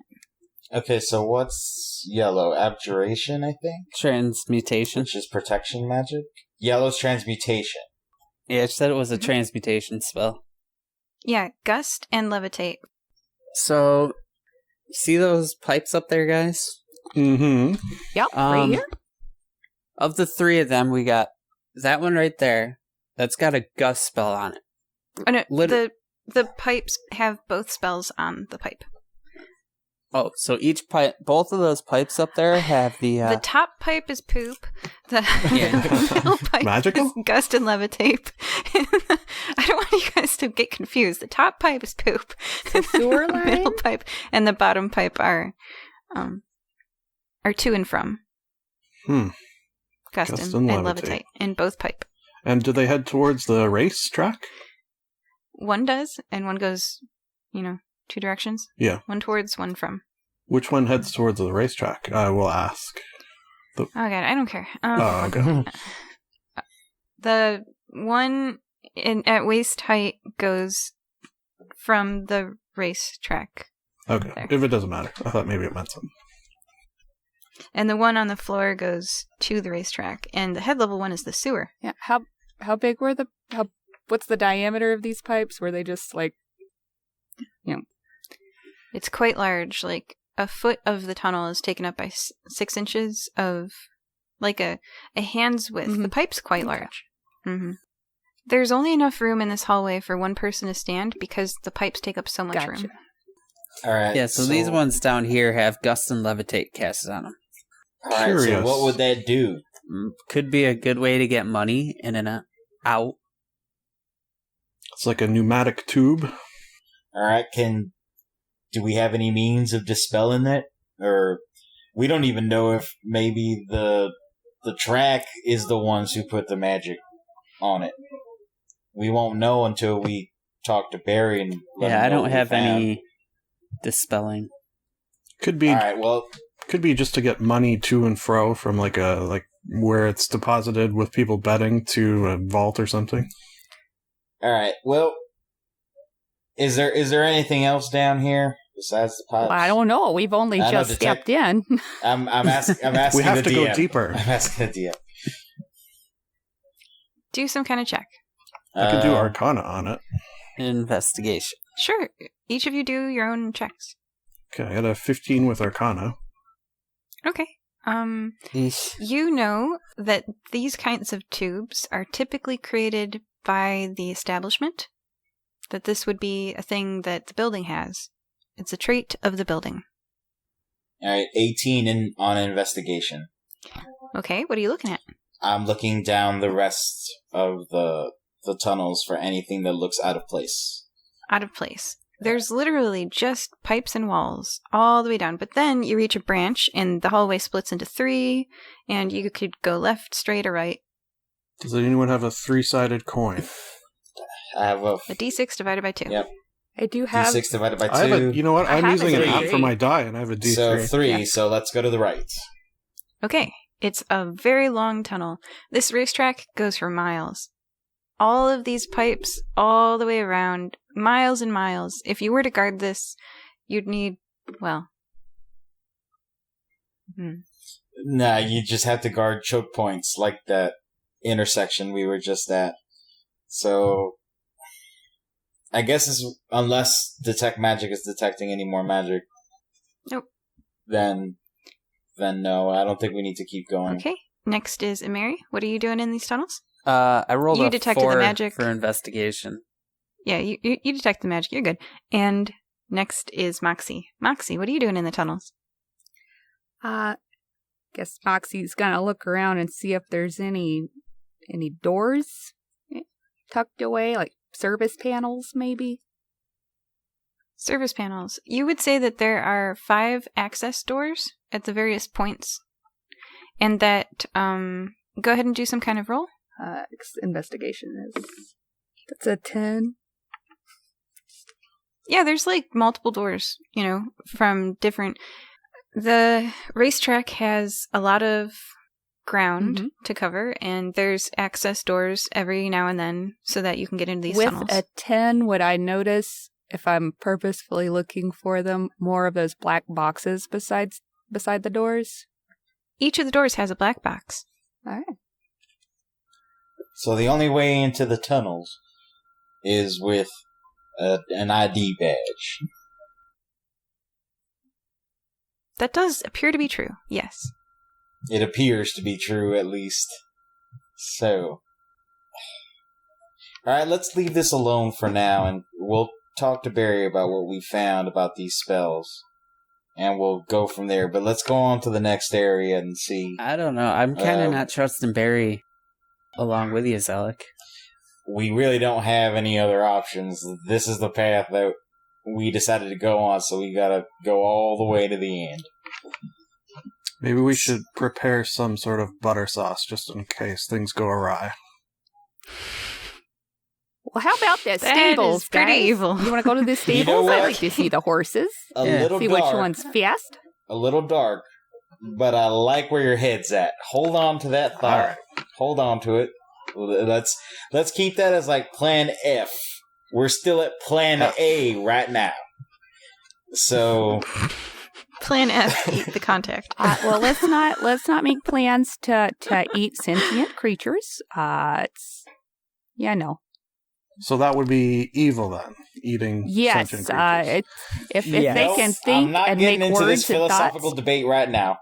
Let's Somehow that has never come up with Kane, so you see him take out a little notebook Yeah. and he makes a note, eating sentient creatures, and then an equal sign, and then it says evil beside it. Yes, very good. That's super duper true. Yeah, Well, life is a learning process. you're doing good. To the horses. let's go check out the track. I'm curious if Moxie is a vegetarian. Yeah, generally she is. Okay. All right. Just curious. All right. To the horses. All right. I'm going to read you the description for the stables area. Ornamental hedges line the path up to a 2-story white and red barn. 2 big front doors are open, and you can see rows of stalls inside. It smells earthy, but clean. A bay of hail is on your right. On the left, a brown horse with a black mane has its head out of its stall, looking at you. Why the long face? It blinks. I'm gonna slowly approach it and hand out my hand. Make sure you got your fingers tucked in. Oh, wow. Okay. So an alarm is going to go off. You hear loud beeping. I'm not going to make beeping sounds for the podcast, but you hear loud beeping I look around for a black box. as you reach out to the horse. Yeah. And the beeping continues. No one's got Dispel Magic. No, we don't. This is Not the I. alarm spell. Okay. Oh, what? Can I? I said not I, no. Nothing like that. So rushing out from where they were mucking a stall, a pile of rocks that's moving and comes to you and says, "Oh, please don't touch. That's a very expensive racehorse." Do you, Okay. not to I'm tell gonna you how show to him do my your job here, but this badge. alarm is not good for the horse's nerves. Well, it's also not good for thieves' nerves, so I understand why they're Well, there's doing it. other kinds of alarms that don't, blare out into the sensitive ears of these sweet little horsies here. He clicks 2 rock fingers together and the alarm turns off and says, "What are you doing down here? This is the stables." We're the security, and we're making sure this area is secure. Hence the name. Another rock person rushes out of a stall where she was mucking. By rush, I mean that they move slower than you walk. Yeah. When they're rushing. Both of them have now reached, with some delay, the main aisle of the barn. Yeah, I can see that there's definitely some work that could be done on the security of this area. And they are going to introduce themselves and hope that you do the same. They're Esther and Ashton Tavistock. Pleased to meet you. It's Esther and Ashton Tavistock. It is our pleasure, of course. I am Moxie Moonbrook, guild member, follower of Tyr, paladin for justice, and I'll bow. Okay. The rock people bow back at you. They're very polite and mannered. They introduce the horse. This is Lord Thunder. Wow, that's a heck of a name for a horse. Does he live up to it? Lord Thunder looks bored and is munching on something. Nom, nom, nom, nom. Mind if I feed him a carrot? Please don't feed. No. And actually, Esther is going to take Lord Thunder by the bridle Sure. and lead Lord Thunder outside. You see her taking him outside, and as Lord Thunder walks on the ground, he gets lower and lower, although she stays at the same height. Everyone do an investigation check. Ooh, nat 20. Nat 20. Kanae passes. I rolled a Kanae 20. sees. Moxie got a 3 because she's wondering why the horse already has a bridle on it. Moxie stays talking to Ashton. And Zelly? 23 on investigation. Jeez. Yeah. The other 3 are gonna go outside and see that she's leading him into a pool of water. Lord Thunder is walking into a narrow channel of water that's very long, and as she walks beside him at normal height, he has just his head above the water, and he's casually swimming. And she's helping his legs get stronger and taking him away from the people who are going to feed him a carrot. And she's exercising. She looks at you all and she says, this is how we train racehorses. Yeah, it's been a while since I've seen a horse get trained. Yeah, you must be that you This train the running horses differently than the riding horses. Yeah, a racehorse does get some very special training. This is probably one of the best pools I've ever seen. So, It's not even And a I pool. just it's more like a river. remembered Yeah. something. Do you happen to know Abigail Price, a horse conditioner? Yeah, of course. She points her rock finger at a place. It's a field with ornamental hedges shaped into jumps, and there's a person leading a horse around on a track. You can see her off in the distance. Abigail is blonde. I'm just going to redeem the poor blonde people and discriminate against this episode. And has a riding helmet on, and she looks mostly human, except that she has wings. You know, it wasn't She's the fact walking that a she horse. had blonde hair that made her look evil. It was how tight Oh, the and ponytail? strict Definitely has a ponytail as well. and very arched Ponytail. eyebrows and she's red leading a lips. horse around a field. Yeah, she's a horse girl. I expect her to have a ponytail. She has a ponytail on her horse girl head. You know what? The listeners will know exactly what I was going for, and that's fine. Before Am I still we talking move to Ashley? on,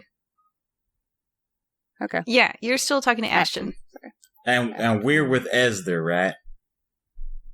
Is that her name, Esther? Esther is Oh. leading the Lord Thunder through the water Okay. conditioning. Esther, in the last maybe today or in the last couple of days, have you noticed anybody who probably shouldn't have been So you guys around already the did a bunch horses of in the questioning, stable? and I want to mix it up. So I'd like for you guys to, instead of questioning the Marquis and Marchioness of Mishwi, to instead, because we know them, they're good folk. They have appeared in previous episodes. Yeah. To look around and use your eyes to detect things that they have not. Detect magic. So, okay, you're all going to get one chance to investigate the stables. Mary's going to detect magic. And there is something amiss in the stables that you can notice if you're clever. So you can use any skill you want. This is kind of like a little baby skill challenge where it's just one thing. You'll either notice it or you won't. Is it just in the stables? Because I was thinking, since I have a sort of affinity for water, being a lurker in the deep patron and all, I was going to inspect the pool that there. Because Sure, that could always you be can. like a way in for sneaky people underwater. Oh, gosh. Okay. Yes, you can all do one thing. Well, I'll And- search that. Okay. With- Advantage because of your lurker. Oh, thank you. Oh, maybe I can beat that. Nope. 16. Yeah, 16. Okay. The water conditioning area is genuinely unsullied by any corruption. It's just Aw. a water conditioning area. And they can lead the horses. As you walk alongside, the horse can swim. And then there's a slope up at the end. The horse can walk out, and then you turn around, and then, the horse walks back down the slope into the water conditioning area and then swims and then walks up at the end. The horses like it a lot, especially on a hot day like today. Syria's clear, guys. I think we're safe. I'm gonna use my detect magic. Okay. There is magic on the saddles. They're called featherlight saddles, and anyone riding the saddles weighs as much as a feather. It's how the Marquis and Marchioness, Ashton and Esther Tavistock, rock people, called Rogran, ride the horses. Good detecting. But that's not what is amiss today. Because if you're curious, rock people are very heavy. Are there any, This is their only chance to go fast. Are there any, medications or anything like that in the stables? Good question. Roll something. I have... Medicine? Yeah, I was going to roll medicine. 21 for medicine. With a 21, you sniff each salve as you open it, and genuinely can know that none of these are corrupt. They are all good salves. The Marquis and Marchioness Ashton and Esther Tavistock are keeping a close eye on and no what tranquilizers goes near these or horses. anything in any of this, right?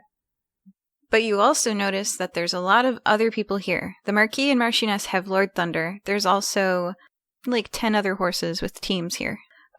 Hey, but there's no signs of any of these salves being tampered with or any tranquilizers in the food or anything like that? Correct. Okay. They are not tampered with. The salves are not the source of what's going to go wrong here. Right. Well, Ashton, we've gotten some intel that shows that there may be some interest in liberating a horse or two from the stable, so we're just making sure everything is okie dokie over here. So if it's okay with you, can I just take a peeky looky loo into your horse's stall now that he is not in it? Sure. Ashton, of course, agrees. He's a very law-abiding citizen. Yeah. And then I will do it. Lets you inspect the Do stall. an investigation. And I get a 12. Inside the stall. Oh, none of you found it. Okay. Yeah, so none of you asked the right question. That's unfortunate. So the horse is going to get stolen. Okay, well, that's D&D. Hey. Your rolls and your questions C'est la vie. and your investigation. Yep. This is Lord Thunder's last race. Yeah. It might be. Wow. That's sad. Okay, so I'm Maybe gonna... he's going to a better place where they're gonna take really good care of him and use him to breed other horses for this. And she? Let's say he's gonna have the time of his life at this farm far, far away. Yep. Well, now it's also a little more on Ashton and Esther because they've been warned that somebody's trying to steal the horses. So Yeah, they not can our take fault. extra precautions. We've done our... So that was the stables and the tunnels. When we get back, we're going to explore the banquet hall and the concessions. You leave the barn with dozens and dozens of horses all coming in and out now. Everyone's loading horses in, and there's so many horses you can't keep track of them. So many horses. Everyone's arriving because it's almost time for the big race. The horses have to have been there for a day or so to get used to it so that they're not spooked. And they're all arriving in the barn. The barn is just packed with horses. And we're going to leave off to take a break. Thank you, everyone, for playing with us. Say goodbye. We'll join you. For them, it'll be no time at all. Bye. Bye. See you soon, everybody. We hope that you're enjoying this episode of the Fire Breathing Kittens podcast. Please leave us a review on iTunes.com. You can subscribe to receive new episodes through your podcast player or by visiting firebreathingkittenspodcast.com and clicking on the RSS feed. Can you think of someone who might enjoy this podcast? Please share it with them. We don't pay to advertise this show, so the only way we can grow is through the support of listeners like you. Thank you. Welcome back to part 2 of the Fire Breathing Kittens podcast. Everybody, please roll a dice. Whew, 1. 12. 3. Uh-oh, I don't have my dice roll. It doesn't matter, because 3. That works. is the number. I doubt you'll get a 3 out of 20. I mean, you can still roll, but unless you get a 3. And then we'll roll off. Yeah, so what's your number? Do you want me to roll for you? Please. It's gonna take me a minute. Okay. 7. Hey, I beat 3. Okay, so with the exact match, the 3, can you please tell us what happened last time? All right. Well, there, last time we were hanging out in that guild hall looking for a fun day activity, and there were some posts on our job board. One for the Cirque de Guasso needing some security. Another one just sort of asking for interesting finds for someone named Azreen, and then 2 for a hit on the Hope Hunger Gala. So we decided to go check out the Cirque de Guasso because it seems like the Hope Hunger Gala is part of that. And talked to a lobster man named Barry and got hired on as security. Then I think there were a few sparks between Kane and Barry there. I'm really not great at reading body language, but, it seemed a little... Antenna were quivering, needless to say. It was, they might have needed a moment. But then after that, we went to the Fox Face Inn and met with a lovely man by the name of Raphael. And he's one of the guys that wanted a hit on the gala. And we negotiated some terms with him to make it seem like we're going to be working with him. There was a very nice man that we met also at the end named Baba, who is a fellow follower of Tyr. Has a nice little family. He seems to be some hired muscle for Raphael, so we'll see how that plays into things. And then we went back to the massive structure that is the Cirque de Guasso, the great big racetrack. And we have investigated some tunnels and met a very nice rock couple named Esther and Ashton. And their beautiful horse, Lord Thunder. And we checked out the stables, made sure everything there was nice and secure. And I think that's pretty much where we left off. We're just getting a lay of the land. And I would like to point out that the 2 lawful good people were the ones to talk to Raphael. That was an interesting choice. So they kind of missed some clues there that I would have given evil people. But, Wait a second, I'm evil. We didn't talk to anybody. Should have talked to the... No. The 2 people who probably would have done well in that conversation decided to not talk. Well, which is fine. It's just the insight. My first gathered. episode. I don't want to, jump in like that. It's going to be a lot funnier at the end. You're fine. Yeah. You're fine. Okay, so you were, it's Friday in the daytime, and what do you all do?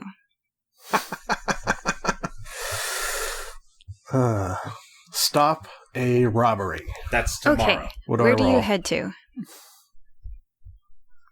Yeah, I guess we're going to head to the bar, no? That's at night, isn't it? Is the meeting at night? Mm-hmm. Okay, so during Midnight. the day... We still have to check out the 2 other places we didn't check out. The banquet hall and the concessions? Okay. Yeah. Which one would you like to investigate? Remember, audience, they are wearing badges for security so they can get through any locked door that lets them in the racetrack, the Cirque de Nicomoy. Is that like early, first thing in the morning sort of thing? It's like 10 a.m. Y'all have meandered over to the Cirque de Nicomoy. Perhaps brunch in the banquet hall? I'm just saying. Okay. Brunch in the banquet hall. Some eggs hollandaise? Yeah. So, Ugh. I will read the description. Round, red cloth-covered tables and wooden chairs with purple cushions on them fill this room. Where there is enough space for carpet, it is an intricate, tessellated design of white-edged dark blue diamonds. The recessed ceiling has a screen every few feet so that everyone sitting here can see the track at all times. From this entrance, a bar lines the back wall, currently filled with a buffet of breakfast goods, and a stage is on the left. Square framed photos decorate the wall behind the stage in a grid. Also, there are people in this room, I'm adding this note on because of the time of day, who are staying in the hotel room. This is their continental breakfast. Lots of people fill the room. Anybody we've seen before? Go ahead and do some kind of roll. Which skill would you like to use for this, and what's your How number? about a good old investigation? 17. Okay, with a 17, you see the blonde ponytail helmet person with wings, who is the horse conditioning manager, Abigail Price, eating a muffin. You see other people. You see a wide-chested red lobster. You see a cow person and a human, and you see a wiry-looking guy with brown hair. You see a person with pink hair. You see a girl with dark skin. You see an older, slender, blue-skinned person. And you see a short, round, M&M-like person. Ah. The gang's all here. So I want to say to my friends, okay, are you saying that we should not tell Bernie... Barry. Barry. Barry. We should not tell Barry our findings so far, because the possibility exists he's evil, and being evil is bad. Is that the consensus? I still don't know what's so off-putting about Barry. Yeah. I agree. It's just a bad inkling. Fair enough. I'm not good at judging these sort of evil versus good things, so I'm willing to go with what everyone thinks. Eventually, we're gonna have to talk to him eventually. We just have to decide what the play is. Well, hey, didn't you all mention that the fella with the pink hair, wasn't he also at the end that day? I think No. When we were talking about it later. That was a mistake. The Tabaxi was the one, not the pink-haired guy. The pink-haired guy was the one cleaning the floor. Gotcha. Mopsy. Mm. But the people described, we recognize maybe 3 or 4 of them. So why don't we... What is the fellow with the pink hair doing right now? Eating a waffle. Okay. Why don't we pick the ones we don't know and go up to them and introduce ourselves and see if any of them are dumb enough to slip up and say, hey, my name's Brayden. yeah, sure, go ahead and do that. It's so crazy, it just might work, but probably won't, but still. So I walk up to Waffles there, pink hair waffle eater. I'm gonna Say, hey, my name's Kane. What a beautiful day. I don't always rhyme, but I am right now. Persuasion But check. not that Let's last. see what they tell you. How does this conversation go? 16 plus 3, 19. Oh my goodness. Okay, it goes well. So, they say, it is a beautiful day. Today's gonna be a good one. You know it. Why exactly? He looks at you and he says, why is the sky blue? Uh-huh. I touch the side of my nose. So, Oh no, you didn't. So everyone else is not here. And yeah. unless you remember, whisper to Kane. Why is the sky blue? So the birds can sing. Yes. He pulls out a chair at the table, and you have made a criminal contact. Congratulations. Huh. His name is Hunter Von Rank, and he's going to hit the trucks today that are delivering the prize money. And I almost tipped him. Elusive.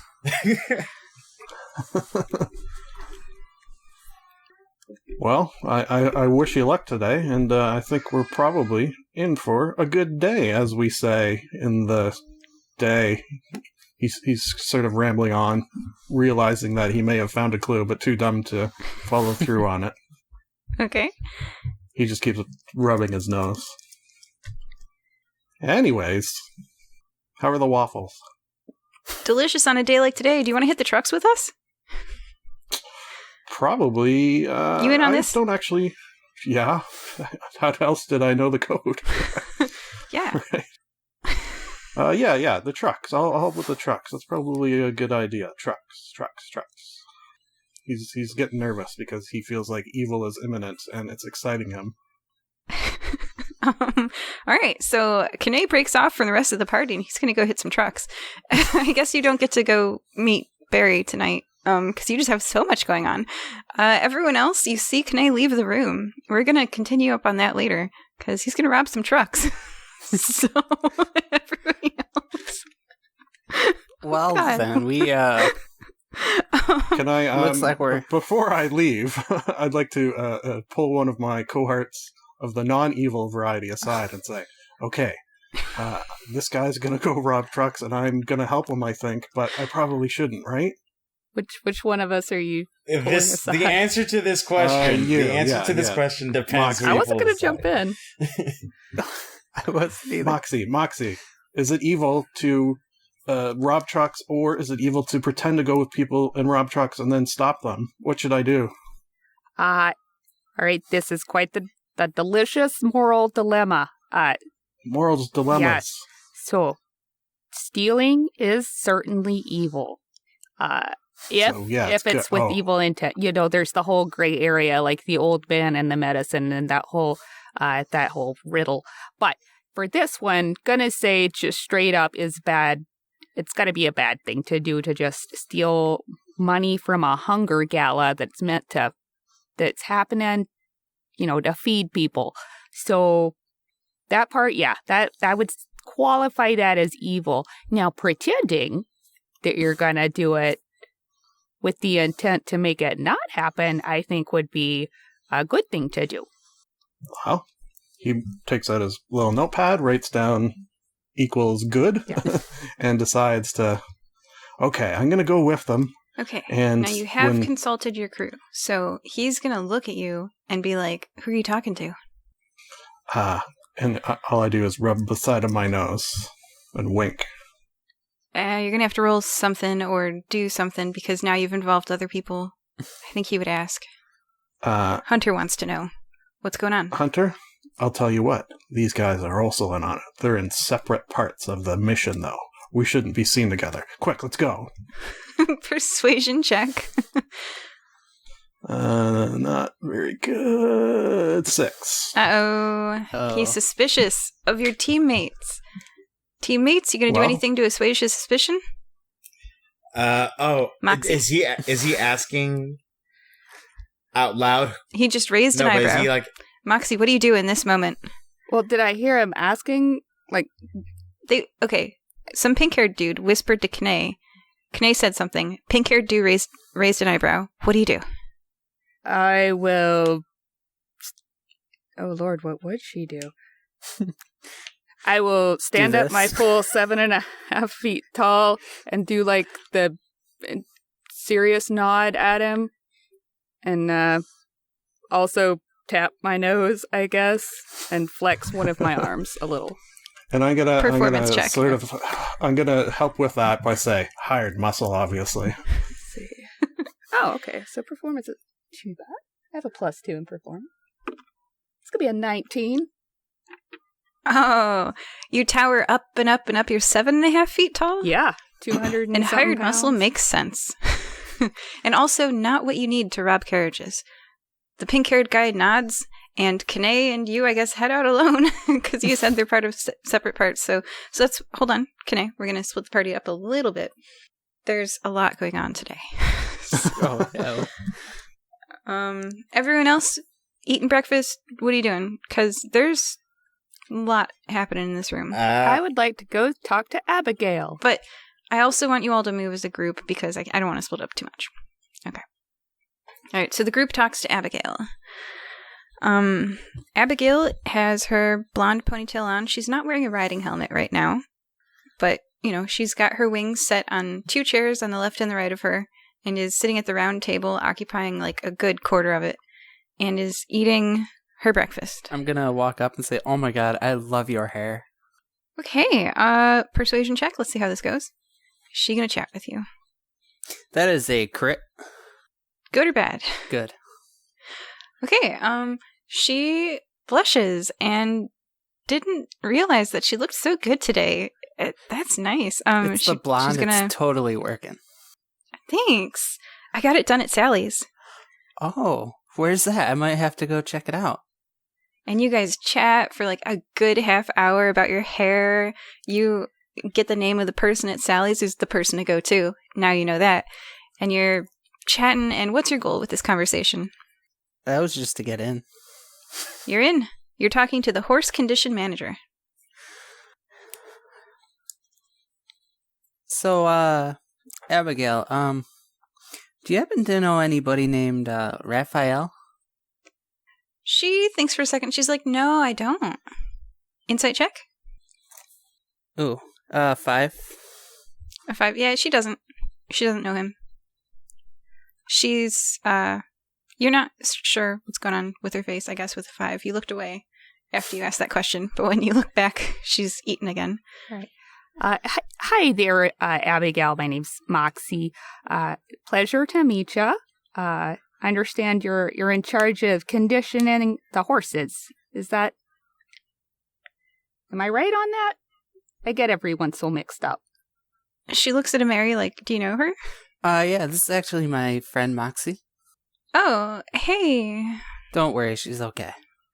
She's 7.5 feet tall, and she's muscle. But yeah, she's fine. But I'm very charismatic. Sure. Yeah. Very big smiles. See, that she's just tall.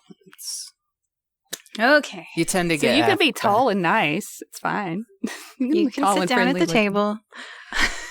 Gosh. Yeah, so horses, huh? Big fan of horses myself, gotta say. Like them. Abigail nods, chewing. And watching her reaction very carefully. So do you know that somebody's going to try to steal one today? She coughs and Lord food Thunder comes out, specifically, I think. So you don't know that in character? Don't know what? That it's Lord Thunder? Oh, Moxie just assumes that must be the one, because that's the only horse she met yesterday. You met a lot of horses yesterday. I didn't go through them all. Okay, so we're... anyway, right. so... Well, anyway, she coughs and she swallows her food. All right, and then I'll do an Okay. insight check. Just 16 on the die, plus 4, 22. Okay. She looks unhappy at that. She's been conditioning horses for many years, and she likes horses, and she doesn't like the people who take horses. Yeah, I'm right there with you. I don't like for horses to get stolen either. But I feel like security over at the stables is a little underwhelming. She points to Barry, and she's like, man, ask Barry? I don't know. I just do horses. And I'm just gonna... She points out a few more people. Michaela, the track manager, and Hunter, the building manager. So we're going to take a break now, and we're going to rob some carriages. Is that my cue? Okay, so what I'd like to do is my imp familiar, Dag. He's going to remain invisible, but I'm going to have him stay with one of these folk. If any of you will keep an eye on him, because that way I can keep telepathic link with him. Yeah, it's going to be a hard no so for we could me. sort of... I was also going to say, if before you left, maybe I used telepathy on you, so we could kind of... That's the thing that's what this was going to do. I could contact through my imp, but if you have a spell that'll do it, that might be better. Yeah, I could just because if he's speak telepathically. Okay. Perfect. Because that way I can have him with me, and he helps me. Okay, so you are led by Hunter Von Rank, who was mopping the floor previously and has pink hair. Oh, Mopsy. Yep, this is Mopsy. To a person, Sophia Horn. She is introduced. Horn? No, Horn. Horn. Oh, Sophia Horn. Yeah.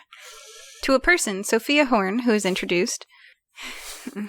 And Sophia Horn she has braids in her hair. It's white hair and it goes tightly around her head. It's all out of the way for the job. Sophia, pleased to meet you. I understand we're going to be robbing some carriages. Yeah, let's go rob the carriages. So Have you considered the moral implications of this, though? She glances at Hunter and she's like, I thought you said this guy was in. Oh, I'm in. Like Flynn. She glances at Hunter, and Hunter glances at her, and I guess you're going to have to... You asked about moral implication. Are you trying to not do the job? Do you want me to make you roll? I'm going to keep moving, because you guys got to rob some carriages. So he gets out a piece of paper, and you're meeting, I guess you just had breakfast.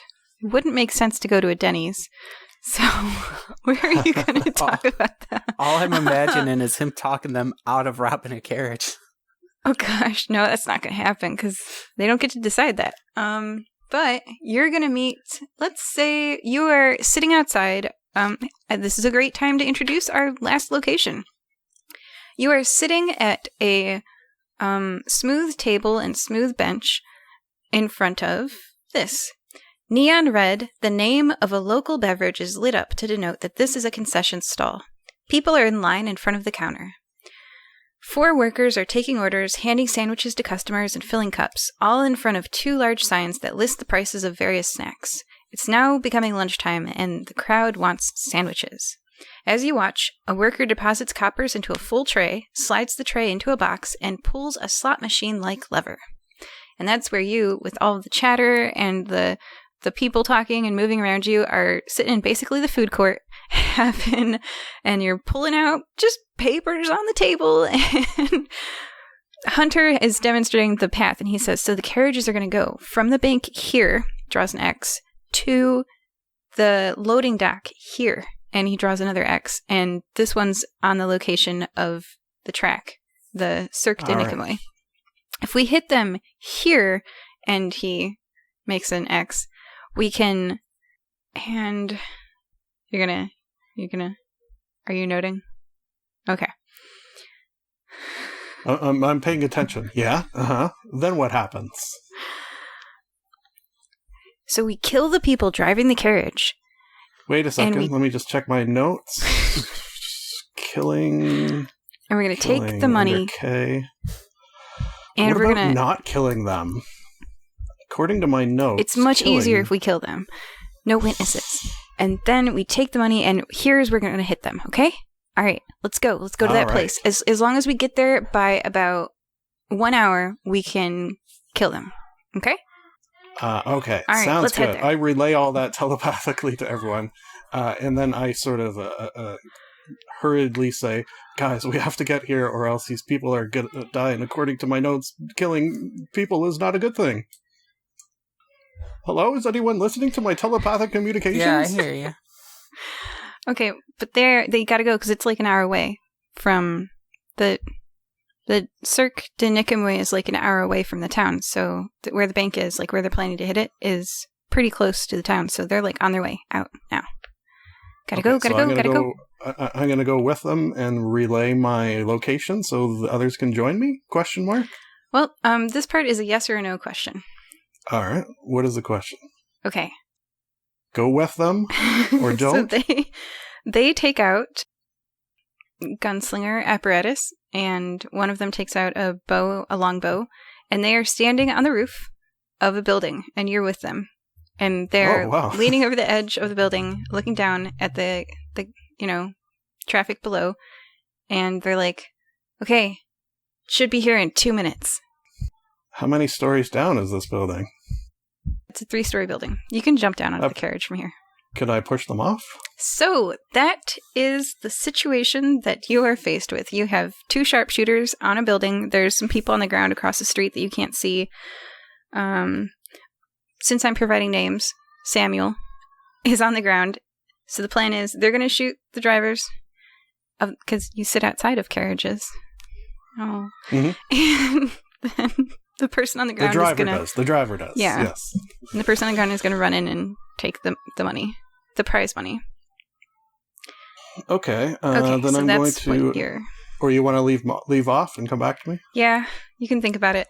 They're going to chat with you idly about how to clean the money because platinum is difficult to spend, and so you're going to have to clean it somehow if you take the prize money. Okay, we're going to go back to our heroes in the banquet hall. I have a plan. Don't worry. It'll be okay.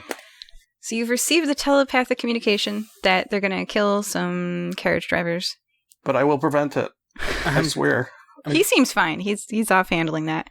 I'm going to relay that information to them. To your party. Okay. Party. You've received this information. There's currently prize money being delivered to the stadium. It's on its way. All right. What's the play, folks? Well, we could just, place a phone call to the authorities, let them know that the carriage that's leaving the bank is in danger. or that has just recently left the bank, and they can send a patrol to intercept it, maybe. We could try to chase after, see if we can get there before things happen, but then that means we're leaving here, but then, poor little Kine is gonna be struggling to handle that situation on his lonesome, which I'm certainly not comfortable with. Yeah, I'm not either. Well, You guys can't reach Kane. There's Yeah. not enough time. well, either way, if we show up like big damn heroes, that'll just blow his cover. And they'll Right? Yeah, so maybe just start with a sending stone call to the police station or the guild hall, and then the guild hall can alert authorities. Also, that way there's at least another step between us and the authorities. Yeah, so they can't track us to... Just call up Nusi, give her some quick details. She's a smart lady. She knows how to handle sensitive information. I mean, in this case, it may be better to just eliminate the middleman and contact the authorities ourselves. How about you guys contact the authorities and I'll go get Barry and let him know what's going on. And that way, everything can kind of just converge together. Yeah, that sounds good to me. If Okay. that's Alright, so they'll call the cops and Zelik will go tell Barry, hey, I'll- your trucks are being robbed, do something. Okay. Moxie and Mary are calling the police by, I guess, heading outside and finding someone with a communication stone. But you're not heading to Barry? Okay. And Zelik is heading to Barry, who definitely can contact the police. So you see the lobster eating breakfast. I'm trying to find eating... a payphone type. Ah. A public Okay. communications stone. You're wandering around the racetrack. Zelik. Barry looks up from his breakfast. He's eating lobster. Wow. Alright, Zelik's gonna give him a long look. And then, hey, Barry, what would you say if I told you that your trucks that have all the winnings in them are getting hit right now? Trucks. Insight check. Yeah. That tells me all I need to know. I don't even need this insight. Should call him Brayden. Side check is 12. Okay. He looks surprised.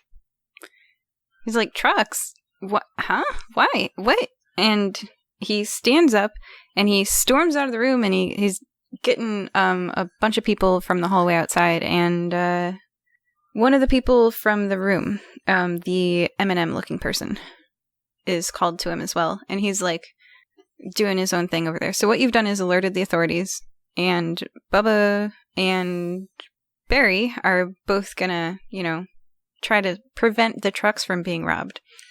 Oh, bless Yeah. your heart, Bubba. You see the older, slender, blue-skinned person also joins the group. Okay, now we're gonna go back to Oh God. the roof. You hear The sirens roof, in the the roof. distance for some reason. And the two Uh, sharpshooters. Oh no, we just And created a and the bloodbath. grunt. So my plan, such as it is, The traffic I'm is gonna moving send- normally along underneath you, and the two sharpshooters are waiting. And are they both on the roof with me? Yeah. Okay, so I telepathically whisper to my imp familiar to get behind one of them, and I get behind the other, and I'm going to push him off the roof. Opposing strength check, with disadvantage from the people who were surprised. So Okay. one got a Oh, what's my 14, Let me just see what my imp and strength is. one got a 9. Okay, well, I beat the 9 and didn't beat the 14. Okay, so the first shove happens, like, off they go. That's, Hunter, your mopping, pink-haired, waffle-eating friend, Take that, Mopsy. sailing over the edge with they were the gunslinger that flies off too, through the air. No one's going to die today on my watch. Except for Mophead. But the person with the braids in their white white hair, tightly braided, was very prepared for today, and with a longbow had two hands like spaced wider apart and was able to brace themselves more. When the imp shoves them, they're like, what? And they turn around and they're waving their bow in the air, being like, who pushed me? Like, what? They don't suspect you. Oh, it would be visible now because it pushed them. Okay. All right. Well, then they're like, what that? And they see an imp, a beaver-headed imp, and I guess we're gonna fight. All right. It's combat time. Oh, this is gonna be bad. Everybody roll advantage. 12. Okay. 12. Initiative. So 12, 14, and what's your imp? He just goes on my turn. Okay. And I'm probably not going to have him attack because he's a weakling. She's going to go first, and she's going to punt the imp like a football. I hope not. Is going to roll to hit. That is a 5 plus. Doesn't really matter, does it? No, well, 13, so he's not She kicks huge, out but... at the imp, and she misses. Now it's your turn. Okay, so I'm going to summon Grasp of the Deep. So beside me is a tentacle, sort of pops up from a mysterious black hole for some reason in the roof of this building. And it's hideous to behold, but because I'm trying to be good, I've sort of maybe put a little makeup on it or something to make it not quite as hideous. And that's a bonus action to do that. So it is going to attack... we're using my magic attack, and that's a crit fail, so it's going to do nothing, but it's there now, and it's probably very scary to behold. Yeah, she's like, wow, there's a tentacle, okay? And I will probably, for my first attack, why don't we go with the classic Eldritch Blast, rather. And that is also a miss, I presume, with a 7. Yeah, that misses. Okay, she's gonna draw, I guess, her unarmed fists because she drops her longbow and punches you right in the face. So that is a... Not my face, it's where I make my money. Does a 13 hit you? No. Okay, 15. she punches and you dodge to the right. Your turn? Nice try, Mr. or Mrs. Neither of those. Okay, so he's going to first attack with the tentacle, and that'll be a 11. That misses. And I'm going to, with like my a comedy Eldritch of errors. Blast, listen, this doesn't need to go down like this. Just give up. And then I shoot him in the face, hopefully. There you go. 20 plus something. 17 plus 5. Yeah, that hits her. Hits. Sophia takes how much damage? 6 damage. 6 damage. Okay, that's enough for her to definitely reconsider, shall we say, the whole plan. Sophia, it doesn't have to go down like this. She drops to her knees, clutching her face, and is like, ah! And her ear is in her hand, and she's like, oh my god! Oh my god! And you can see that the light of combat has fled from her eyes. Thanks, Sophia. I'll make sure you get a good cell in prison. Well, he says it like it's a saying. She's holding her ear and she's like really sad. So I guess she's no longer fighting. She's surrendered. She says, I surrender. Please. No, I don't want to die here. The authorities are on their way. Why don't we just talk about, what you had for breakfast until they come, but not in a nice way. And the sirens get closer and closer. The person across the street disappears. Pink hair on the ground is not moving. And the door to the rooftop area bursts open and police, I guess, head out. What do you say? It's okay, officers. I got him. This person is evil. Persuasion check. 17 plus 3. That this works for some reason. They arrest Sophia and they, I guess, revivify and process. Hunter's just injured. So I'm going to strike out the names Hunter and Sophia, and the trucks have been officially safe. They arrived safely. We did it. I sort of put up my hand for a high five for all the police. And I go to each and every... How many are there? I want a high five from every single 5. one of them. And if they don't do it... Okay, that's 5. If they don't do it, I'll give them a dirty look. Okay. All right, back to the banquet hall. There's Michaela Bocelli, Abigail Price, Hunter Nilsson, Barry Tikanawa, lots of people in this room. you guys can hear some kind of, like, and Mary, what's going on with your telepathy? Do you know that? Yeah. So I'm gonna. Oh yeah, I'll relay I'm gonna that. look at them and go, "Hey, he did it." Okay, and insight check. And I'll be right back. I have to turn a thing that's cooking off. Let's see who else in the room reacts when the truck I'm cooking fails. chili right now.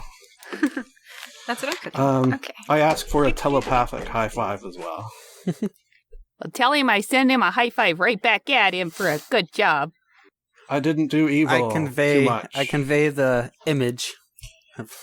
Nah, you didn't do evil. You just crippled one person. I'm sure he'll be fine. He looks... I'm just a little lay on hands. He'll be fine. Attempted to cripple a second one. But that didn't work out, so you just shot her in the face instead.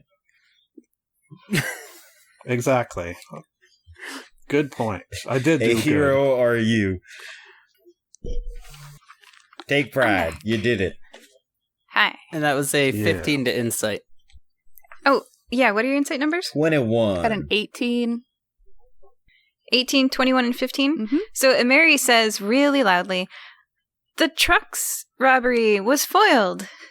And then blushes and looks down, embarrassed that she said it out loud because with was it 18 and 21 and 15? Mm-hmm. Wait. Yeah. Yes. 21, 18. With the passing numbers, Zelik and I think Moxie look around the room and see that there are a variety of reactions from people around the room. Mm-hmm. Yes. We're looking for the wrong reaction. Okay. A lot of people are just surprised. Understandable. Abigail Price is like, huh?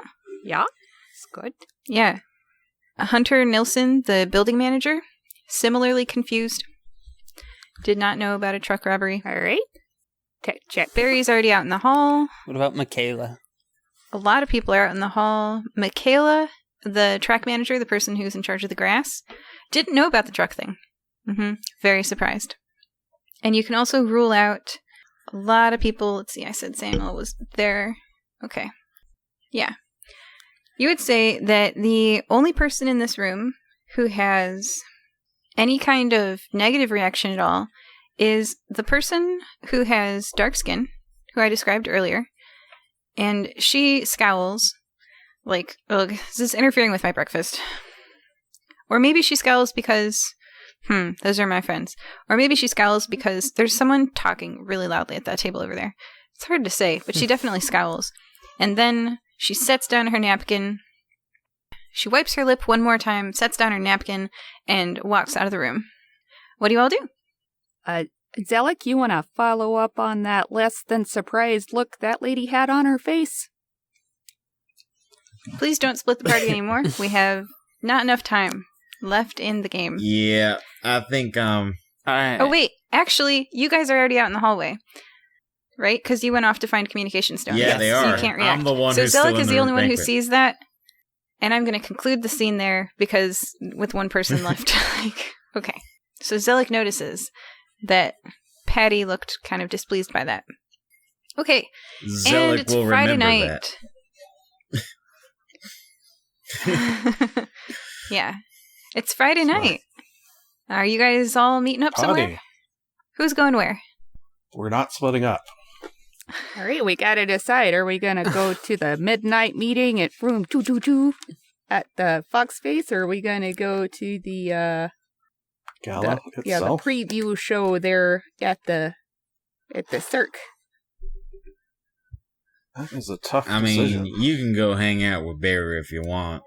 I don't think anything's happening at the gala, and this is just a planning party, I believe, so even if you're not there, we can just fill you in on what's going on. I'll leave it up to you. No, Gary and I are out. I think I've ghosted the them. only two that should really go in are me and Moxie because we were the only two for the meeting. Raphael doesn't okay. really. So we're gonna do the meeting. Yeah, let's just all go to the meeting.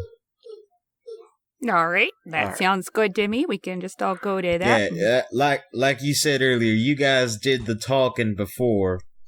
Kanae and I'll just be your quote-unquote hired muscle, part of your crew that you're putting together with Raphael's crew. Okay.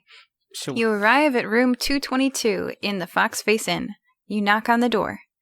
And Raphael calls out. Now, just to remind you, Raphael is older, slender, has blue skin. And he says, "Oh, Mary and Theodora.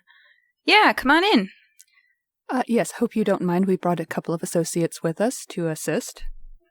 They're We just can- hired muscle. Doesn't bat an eye. Come on in, of course. Let's plan this. All right. Is there anyone else in the room when we step in? It's just him, because remember he said he does not have a crew. You're his crew. Mhm. He is lying, but that's what he said. Yeah. He's Danny Ocean. We get it.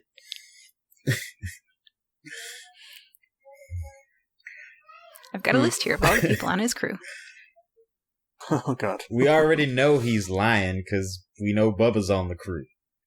Well, That is correct. But so Bubba's not in the room. It's just Raphael cursed.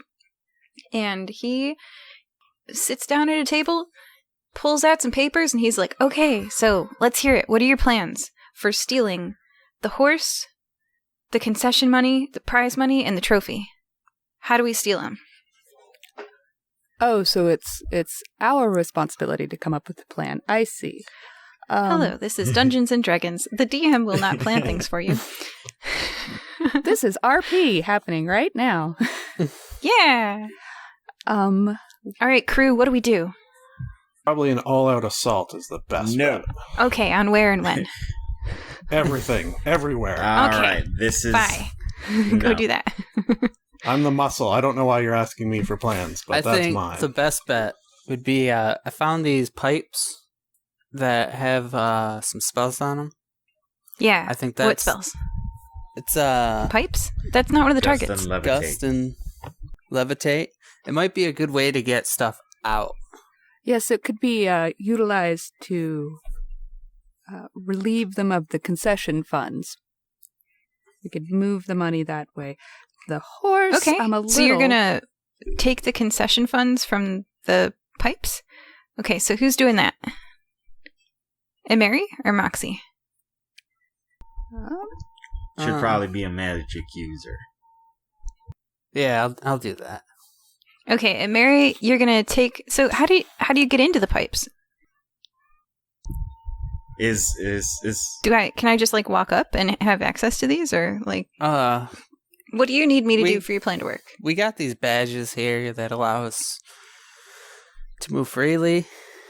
So I will take care of all of that for you.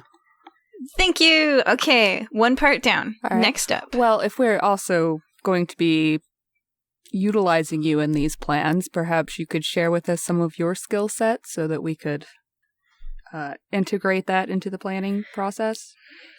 Raphael folds his fingers, which are blue, and his slender hands come together, and he says, "Let's just keep doing what we were doing. I liked that Mary's gonna take the tunnels for us. That's good. So we've got the horse, the concessions, and Mary's taking care of the concessions, the prize money, which is in the stadium now, and the trophy." all right. Well, Well, I have an idea for the trophy. Yeah?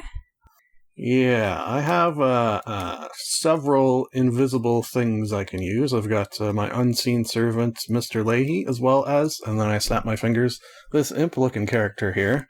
Whoa. So these two invisible things are going to sneak in and take the trophy. Okay. Because Where's they're the trophy invisible. stored? And when are you going to take it? We're going to take it when it's presented to the winner of the race. Okay. All right, that's the plan. Next He person. says confidently. All right, next person.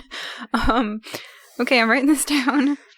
That's your plan for Saturday is to hang My out plan, near in the quotes. where the two tracks meet, and there's a winners area, so that's where you're going to be. Mm-hmm. Yep. Mm-hmm. Can That's I- where I'll be. Winners area. Got it. And with invisible people to receive the trophy. Invisible things. Yes. Okay. And Mary's going to be in the tunnels. All right. I don't know your name. What's your name? John Smith.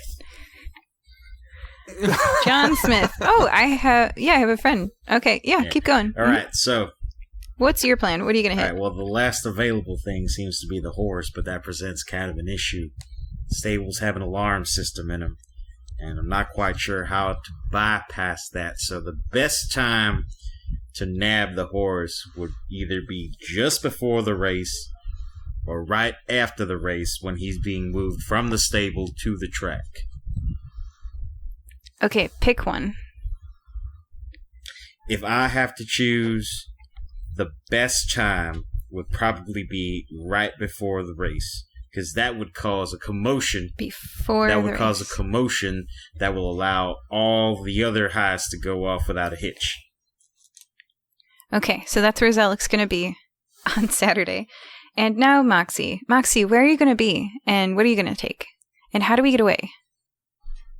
Well, I could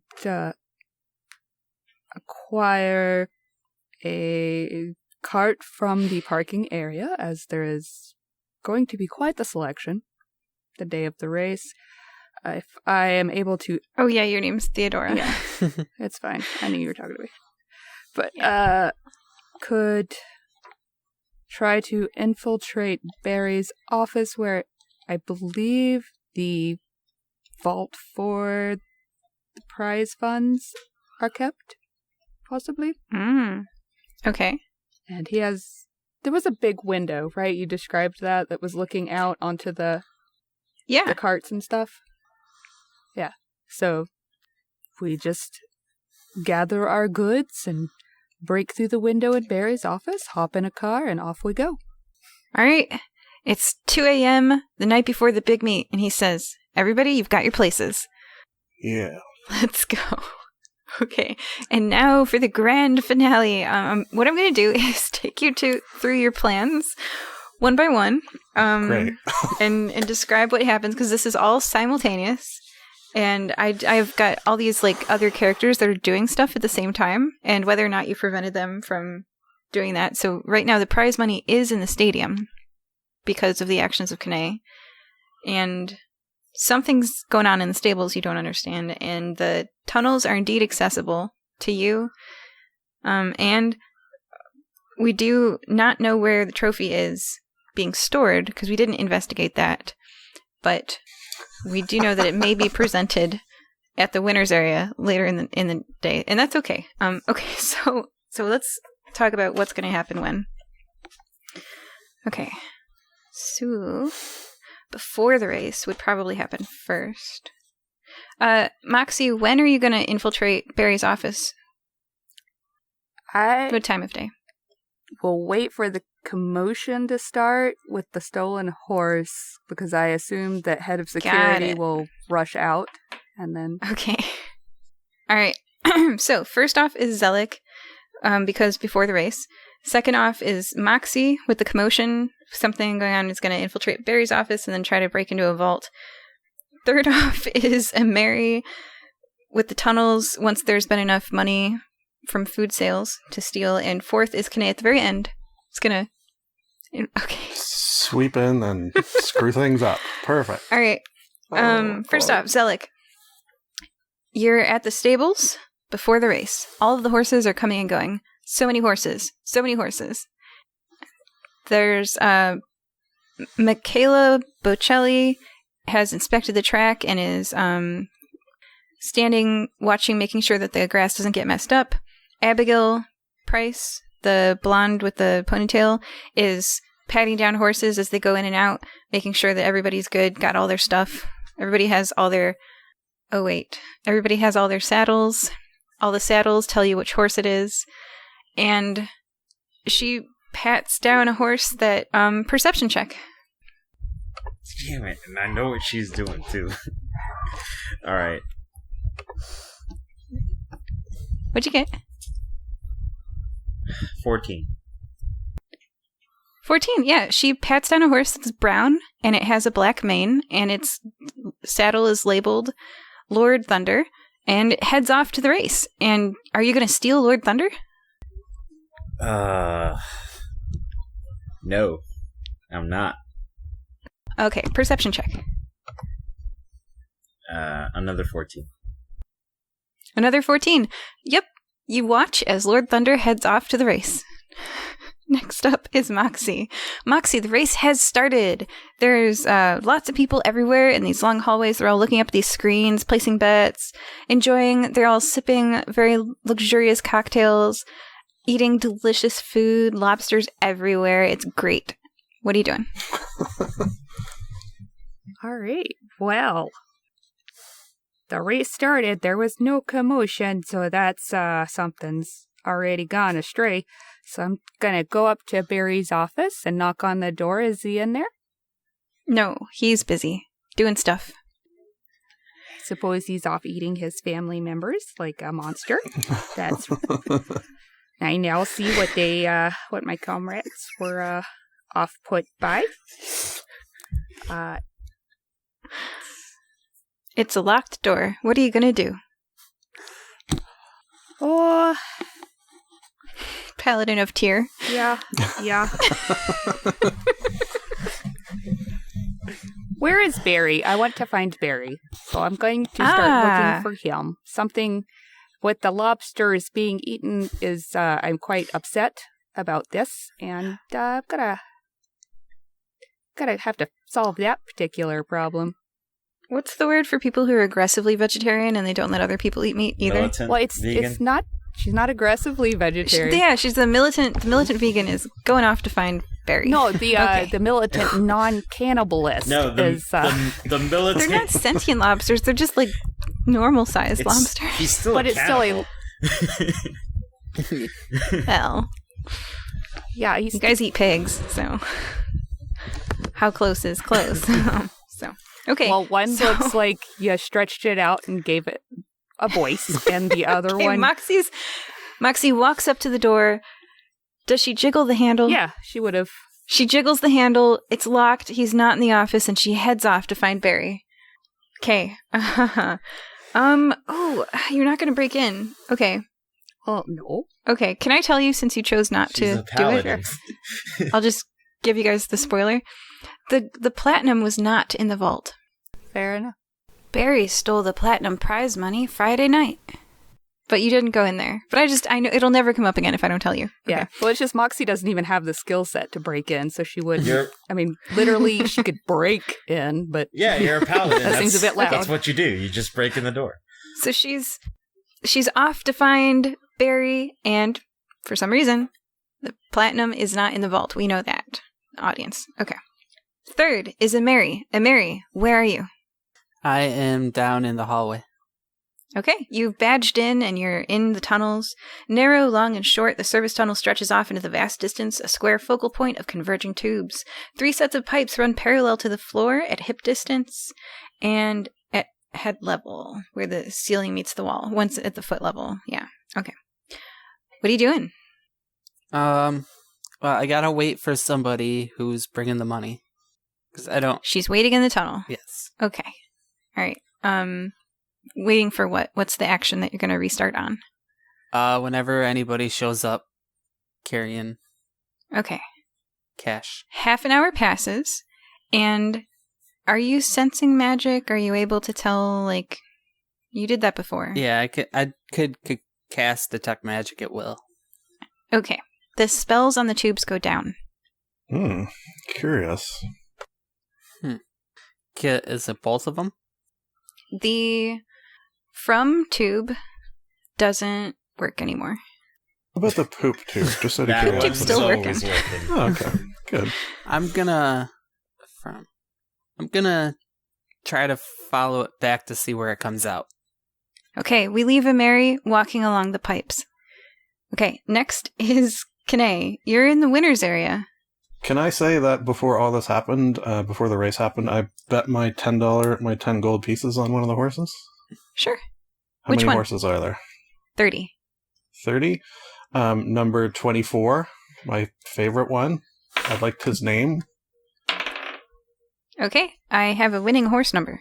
It's not number 2. How much money did I get? Which one did Zero. you choose? All right, I'm erasing my 10 gold. All right, so Well, now So I did know I win? which horse won. It also was not Lord Thunder. Because it was not Lord Thunder. Nope. Okay, so I'm feeling a little dejected, obviously, over my being broke again. I'm waiting in the winner's circle. Is the trophy there? No, because it's stored somewhere else and then brought out upon the winning. Do you realize this? Yeah. Okay, so you're waiting for it that's to be what I brought was out. thinking. Yeah, Okay. waiting for it to come out. Yeah, All right. So Moxie, Zelik, and Ameri. Zelik, you're just hanging out. You didn't steal the horse. Yeah, why would I do that? You are dashing around. And Ameri, what are you going to do? You're running along underneath the tunnels, underneath the tracks. It's vast, and this whole system is down. What do you do? I'm just tracking the system because it's got to come out somewhere. You approach a corridor with a left, a right, and a straight. Do you run left, right, or straight? Could I see what way the pipe is going? She's running along the pipe. Okay, half an hour passes. Do you want to call for your friends? Yeah, I'll send like a telepathic message to him. Okay, so I'm going to say that all of you receive a message from Ameri. She's in the tunnel. She's running along. The tunnel magic has stopped. The pipe magic. Ameri, what do you say? Hey guys, the pipe magic has stopped. It's the one going out. It's the from. I'm trying to get to the end of here and see what's at the end of the tunnel. Do you need us to come? How's it going over there? I'm just waiting for the winning horse to come and be given the trophy so that I can steal it. Is that what I'm doing? Or prevent it from being stolen? I still haven't quite made up my mind yet. One of those two things will happen. I could probably use a little backup just in case. Well, all right, but that means I don't get to steal a trophy. We should probably keep, I don't know, somebody at the stables. Already here. There's a bunch of horses around you, Zelik. So many horses going in and out and in and out. I assume the horse has already been stolen. I just don't want to be the fall guy. I'm assuming it's already been done. You actually confirmed that Lord Thunder has not been stolen. Lord Thunder went out to its race. All right. Well, from the way that my interactions with Raphael went, and since he wasn't concerned about two random people showing up with the two people he met, I'm assuming that we're the fall guys, so I'm just not going to do anything. Just going to let things ride. Well, if you can, try to keep an eye on the horse that did win. Yeah, and I could use a little backup. There was a loading dock here, right? Because that's where the trucks were coming in. That's where everything was supposed to get Okay. unloaded. You know what? I'm gonna leave. Dag, my invisible imp, and I'm gonna cast Unseen Servant. So get Mr. Leahy in there as well, and tell them that when the trophy comes out, just to grab a hold of it. Don't take it anywhere, but don't let anyone else take it until we get back. Okay, heads up, that trophy's never coming out. So that's where your invisible servants are gonna be. So make sure you follow through on my plan. It's very, very important. Vital, you might say. And where do you head off? Down the tunnel with my little badge on the door. And okay. So you rush on entered down. into a place where you don't see Ameri, but you are currently running to find her. Moxie, where are you? You don't see Barry. He's not in his office, and you don't see him around.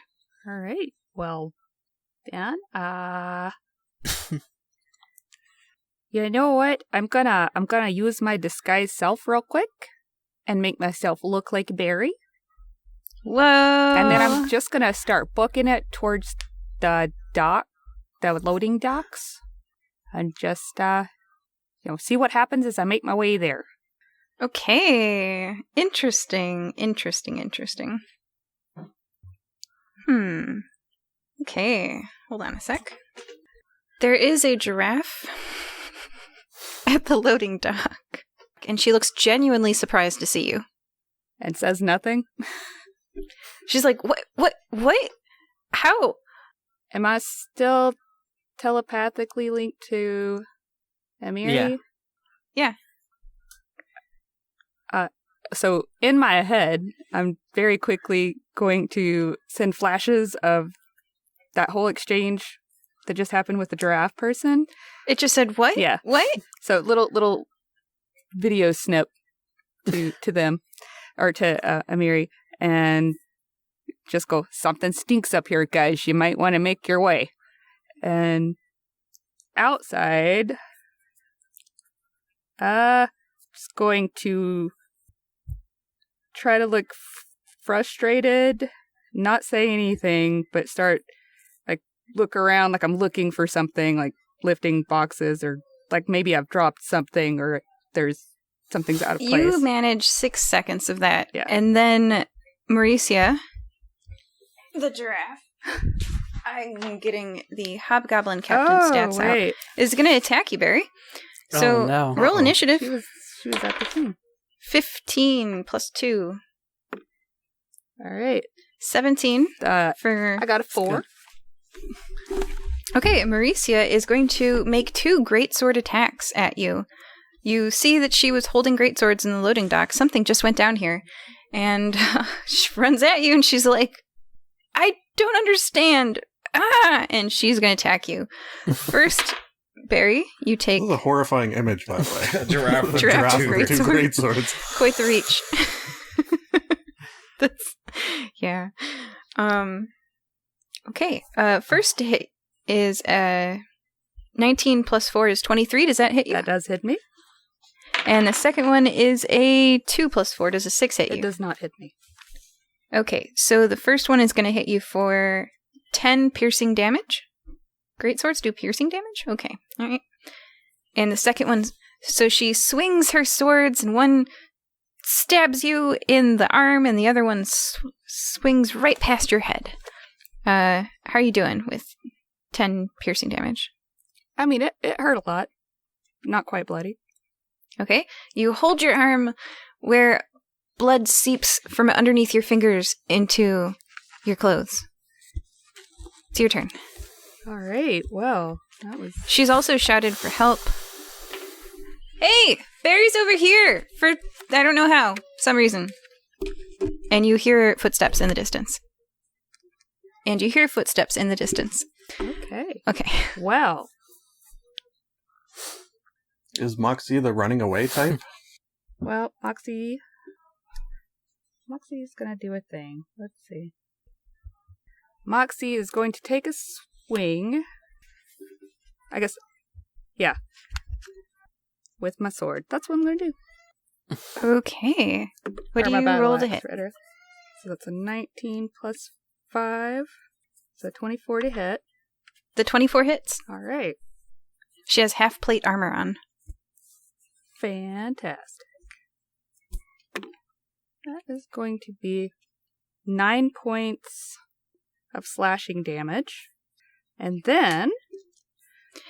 She's struck by your axe, and it slashes across her long, long arm. Right. Then I'm going to maybe use lay on hands. No, I'm not. I'm going to bonus action hidden step and turn invisible and move away from her. Okay. She's very unhappy about that. And she's like, Barry's getting away! And you hear multiple people running towards you now. One of the people running up is the furry, light brown, cat-like person from the information desk who didn't want to talk about breakfast. And I guess with the invisibility rules, she has like 1 round to try to hit you at disadvantage, and then you probably are going to be outside of her range, right? Yeah. So she's going to swing at you with her swords. That's 2 great sword attacks with disadvantage. So. And I'm sending the live video feed in our closed circuit. The first one is a 9 to hit. Does that hit? Nope. The second one is a 7 to hit. Does that hit? Nope. All right, Invisible Girl, you get out of there, I guess. And we have some very confused giraffe and cat people in the loading dock. Are you staying and observing, or are you going away? Moxie can tell that she is outnumbered, so we'll be moving away from that area until she has backup. As you move away, the cat says to the giraffe, What? But I thought we arrested Barry. I don't understand. He's in the... Yeah, I know. He's totally in the... And they head out the loading dock away, outside. Huh. Okay. And now it's back to the tunnel scene, where Mary and... I guess Zelik is just resolutely not participating. He is staying near the horses. Maybe he'll catch the thing that I already told him he can't catch because of the way he rolled. So I don't know where they want me to go. That's okay. Okay, and I'm glad that you're there because you get to witness this. So, and Mary and Kane are meeting up in the tunnels. Yes, and as you meet up, you're going to run into two people. I'm going to have you all meet at the same time because convenient story plot reasons, sure. And so the long, well-lit tunnel with the pipes that converge to the size of a postage stamp in the distance, with only enough room for one person to comfortably move. Maybe you can squeeze past one another. The tubes on the side of the tunnel have no magic, and Mary is running along, and Kane, the ones that you're following do have magic. So you're going to meet up at the point where someone is doing something to these pipes. And you all meet up at the same time and place, and you see... Okay. Both improv time. Name 2 D&D races. Furbolg. Orc. Got it. Okay. So you see a furbolg, but a very tall, thin, wiry furbolg with black hair, and an orc. This actually makes perfect sense. A very brutish orc. In fact, a familiar one that Kane you recognize from across the street. I recognize you. And as you both run onto the scene, there's a tall, thin, wiry, black-haired furbolg, and an orc that Kane recognizes, and Mary and Kane both rush onto the scene as these people are bending over this pipe doing something. With a bag beside them. In fact, several bags of holding beside them. Get away from that pipe and those bags. They look up, surprised to see you in the tunnel. Can I mage hand the bag away? No, the bag's very heavy. Alright, I'm gonna... Well, how much do bags of holding weigh? Can you mage hand them around? Because everything is kind of... Is it more than 10 pounds? Yeah, it kind of just compresses everything into... It doesn't weigh anymore with anything in it. Yeah, but the bag itself has a weight. Yeah. It does, Looking it up. It weighs 15 pounds. Yeah, that's what it weighs 15 pounds. They probably did that on purpose. Yes. Okay, so the bag of holding weighs 15 pounds, and you can't move the bags of holding with your mage hand. Sorry. But Mary gestures towards the bags, futilely trying to move them around, and Kane says, hey, don't steal that. They both look up surprised, and they react, and they say, what? Who are you? The brute does not recognize you because you were on the rooftop, so he didn't see you. He just saw pink hair go over the rooftop. I was the one who foiled your friend. Looks like I'm gonna foil you. Subtlety, no. Okay, everybody roll initiative.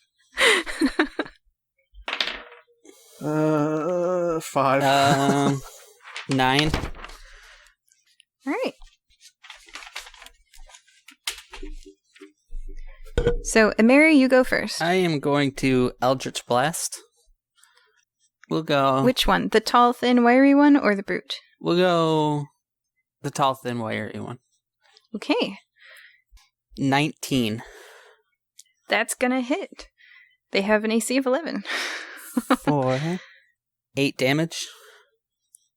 Yeah. Math. Okay. The tall, thin, wiry person goes, ow, and is gonna attack you now. Bring it. They are, okay, so I'm gonna read some stats. I've got stats in front of me. Pack tactics. The thug has advantage on an attack roll against a creature if at least one of the thug's allies is within 5 feet of the creature and the ally isn't incapacitated. The person playing Zelik is not happy right now. Okay. So advantage on an attack roll means that I think you can roll take the twice higher number. to hit, which makes... Yeah, so 12 is the higher number. So 12 plus 4 to hit. Does a 16 hit you, Amiri? Yes. With a mace? Okay. They draw their mace, and they're going to hit you with it. You take 7 bludgeoning damage. Okay. And a second mace attack. Oh, that was a nat 20. So you take 9 bludgeoning damage. 7 and 9 is 16 damage total. Ouch. And hits you with the mace once, twice, and smacks you with them. Ouch. Yeah, well, they're holding a bloody eye, so... Alright, next up is the brute, who is also going to pull out a mace with this close combat. They've both got a mace and a crossbow. Now, you do know that the tall, thin, wiry one looks like he'd be better at that crossbow, but it is melee. So, again, with the thug pack tactics, takes the higher roll of 12 plus 4 to hit is 16. And the second attack is a 17 plus 4 is 21. So you're going to take 13 damage together. Me? From... Yeah. Oh, yep, I'm down. Okay. Uh-oh. Mary's down. This is why That's You can't do that to my I'm friend, displeased with pack tactics. although you just did. Moxie, the teleportation goes completely silent. Yeah, that's what I was Or just the, thinking. The like telekinesis, or the... so. Yeah, Um, that goes silent. Zelik, the mental communication is down. Your friends are very not good. Time to go. As soon as that I get the busy signal, I'm rushing towards the pipe area. That's the last place I knew they were. So Yeah, They're lucky, because okay. I was about to change. I'm heading that way too. Loyal to their friends. I'm going to have you guys arrive after Kanae's turn, because I don't want you all to die. also, and you would die. I use my lay on hands as I'm running to heal myself 10 points. That's so Okay. upsetting. They were about to fight a were-tiger. Tyr, keep me and keep my friends. No, that's Are the you wrong- invisible? No, Or I'm are visible you... now. But it's not Okay. Barry. So you look like Barry no, still. I dropped that. It's just No. Moxie running. Oh, okay. All right. Oh, Tyr, keep me. Helicopter. Kanae, I'm going to have My you go? take your turn. Yeah. All right. So as a bonus action behind them, I'm going to summon my friendly tentacle, which is going to attack whichever one is behind for 15. Will that hit? It does hit. That'll hit. It makes a So that- large... Oh, a puppy. I'm going to have to edit this out. Oh, we can all take a second to enjoy the puppy. Two. Aw. You know what? He's a good luck puppy too, because I did max damage of 8. There Hey, you puppy go. stays in the podcast. She can stay. Say hi, Denvers. Yeah. There's a dog on the restaurant. Okay, and then 8 damage. Yeah, I'm writing that down. 8 damage. that's the one in behind, and then in front, I'm gonna cast Create Bonfire, so sort of between us and them. So the one in front will have to do a Dexterity save and beat a 13. Nope. Fails. So that takes 2 damage, Okay. and that fire is gonna remain there. So if they end a turn or start a turn there, they're gonna take damage. Okay. So they're And gonna... I'm also gonna yell at them, "Hey, this is what you got, tentacles and fire. You're welcome." They do not say thank you. They're probably scared. Tentacles and fire? Come on, that's scary. You find yourself in a tunnel against a combat meant for 4 people, your unconscious, potentially dying friend laying at your feet, and 2 thugs bearing down on you. I hope you survive this round, because they're going to attack you. They'll have to make it through the fire. First, both are going to start their turn in the fire, right? Or just one? No, probably just one because it's 5 Okay. foot. So All I right, assume I've got it. one's in front and one's behind. How much does the first, does the wiry, tall, thin, wiry person take? Who was in the back and who's in the front? Braden was in the back, So that and was Samuel. 2. Okay. Got it. Okay, and Samuel's in the front. Okay. It's gonna hit you for 16. Does that hit? Ooh, just barely. And the next hit from the mace wielder is actually only a 10. Does not hit. Okay, and you're gonna take 8 bludgeoning damage from Samuel. Ow. I'm bloodied. And that's a nat 1, but with advantage, it's a 9. Does the first attack from the second enemy hit you? 9 total? No. Okay. And the second attack Wow. Okay. 12. Does that hit? 12 does not. Okay. The second person's having some hard times maneuvering in this narrow tunnel with a mace. And their friend and the good luck fire puppy. and the tentacles and yeah. the... Yep. You survive this round, and you hear distantly the shouts of someone. And Moxie and Zelik, you're in the tunnel system. What do you do to find your Little friend? help. Can we hear any noise? You can hear a lot of noise coming from this one area. Well, we know. I think they're this way. We know it goes straight one direction until. I can't hear you very well. Sorry. We know it goes straight one direction until it goes off into 3 separate paths, right? Yeah, I'm going to give you the full ability to find the source of the screaming, because it's a tunnel, so you're like, yeah, that way? So we'll go that way. Yeah, straight. Yeah. Yep, okay, you're definitely running that way. Okay, are you guys making any noise? No. I'm wearing Well, she probably so is. much armor. So just the noise of running, but no calling out? I'll fire my pistol into the ceiling of the tunnels. That'll give it away. Are you going to give me a heads up? Why are you doing that? That'll give you a heads up that we're on the way. Yeah, and me disadvantage when you deafen me. What? And yeah. you. One sec. Oh my. I don't think they actually do that in D&D, which is the good thing. I would absolutely do that as a DM. Deafened is a status. Mhm. A deafened creature can't hear and automatically fails any ability check that requires hearing. Everyone in the hallway is now deafened. And Oh my god. none of you can hear anything. It's completely impossible to communicate verbally now. Good job. It's alright. Good luck, For the puppy next, has us. I'm going to give you like a minute like that. Good luck, puppy has us. It's fine. Oh my god. I'm unconscious. You're deafened, but yeah. So just to summarize what's going on, there's now 2 directions you could possibly run in. One, the screaming and fighting and mace stuff, which and so Moxie, I'm gonna roll a dice. Let's see which direction you run in. Yeah. After the... That's a nat 20. You run towards the fight. All right. Just natural instincts there after the white light. you had clears already from my selected the eyes. tunnel, and now, although you can no longer hear it because you're deafened, you're still running in that direction. Your god has graced it. Yeah. Okay. You know, if Tyr can make it blind with one hand, I can go it deafened. Tyr protect and he attack. I am his right hand. Here, bring the horsey back. Okay, so I'm going to have everybody meet up at the same time, which is going to be after they attack Kane one more time. So, Kane, it's your turn. All right, so the one in the behind is going to do 8, 9, 10, 11, 12, 13. Does that hit? That hits. That hits. And 7.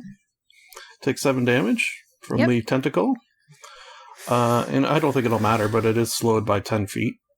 It does not matter. This yeah. is really close quarters. That's kind of what I thought. And then the fire, the one in front, is he standing, like, in the fire? Yeah, he does not care at all. Okay, well, then he's going to have to do a dexterity save or take 2 damage again. 19. Oh. Okay, so he takes no damage, but I still have my action, and it will be, how about just a little classic Eldritch Blast to his face? That's going to miss.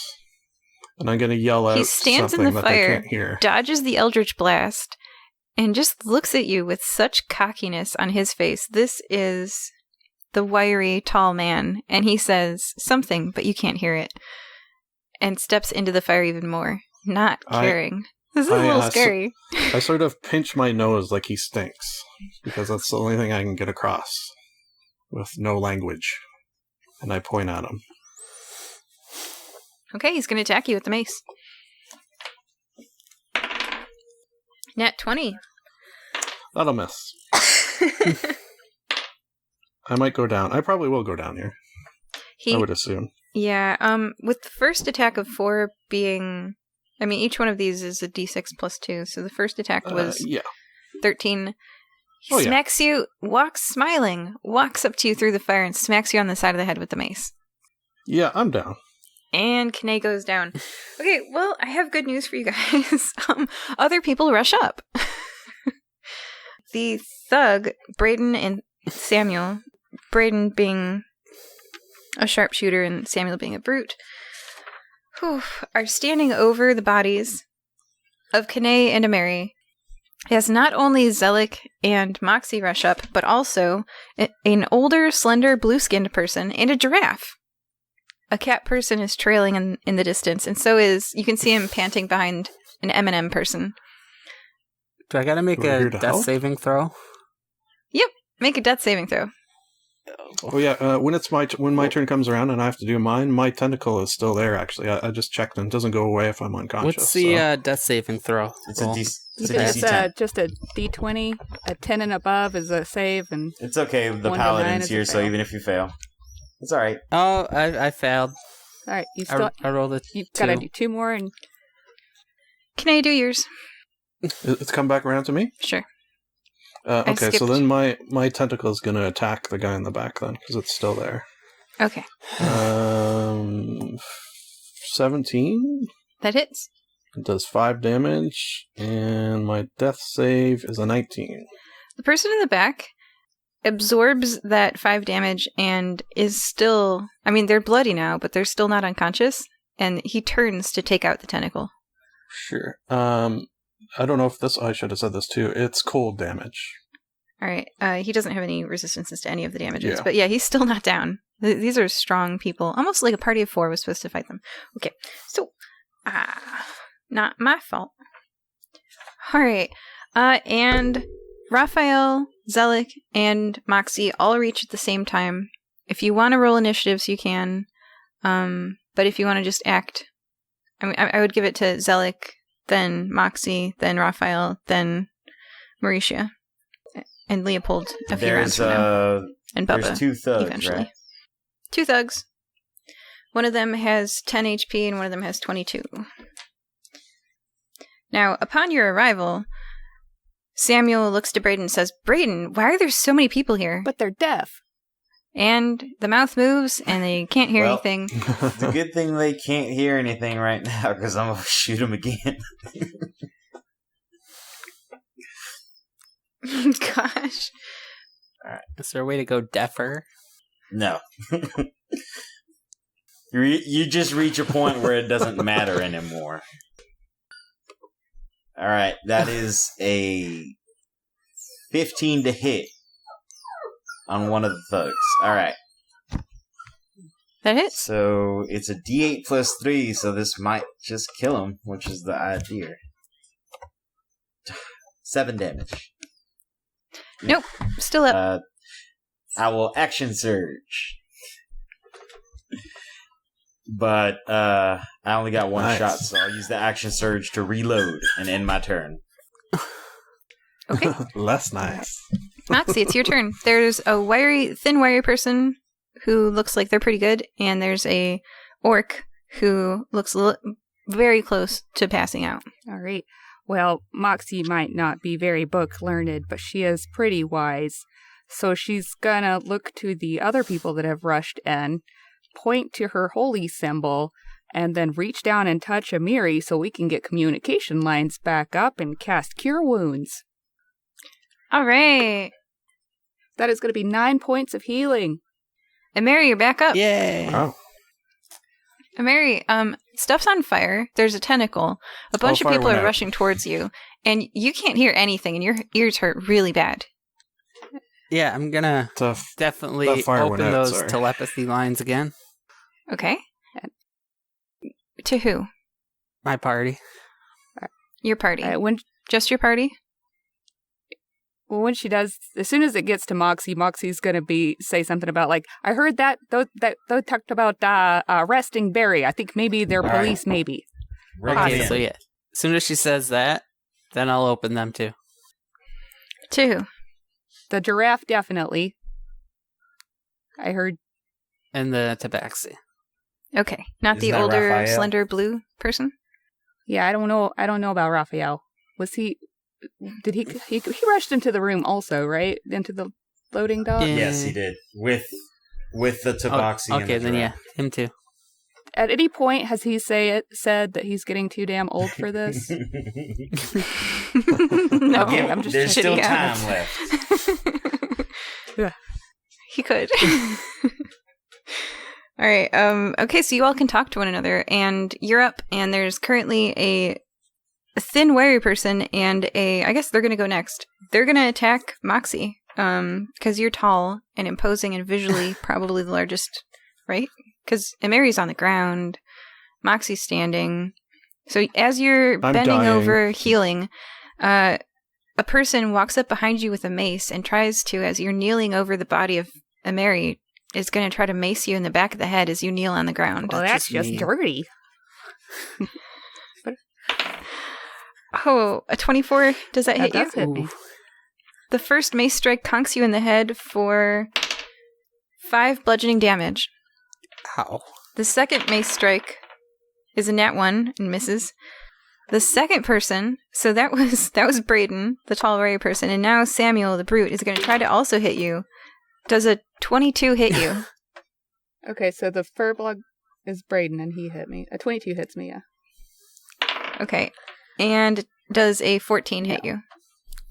Okay, so Samuel only does 3 damage to you.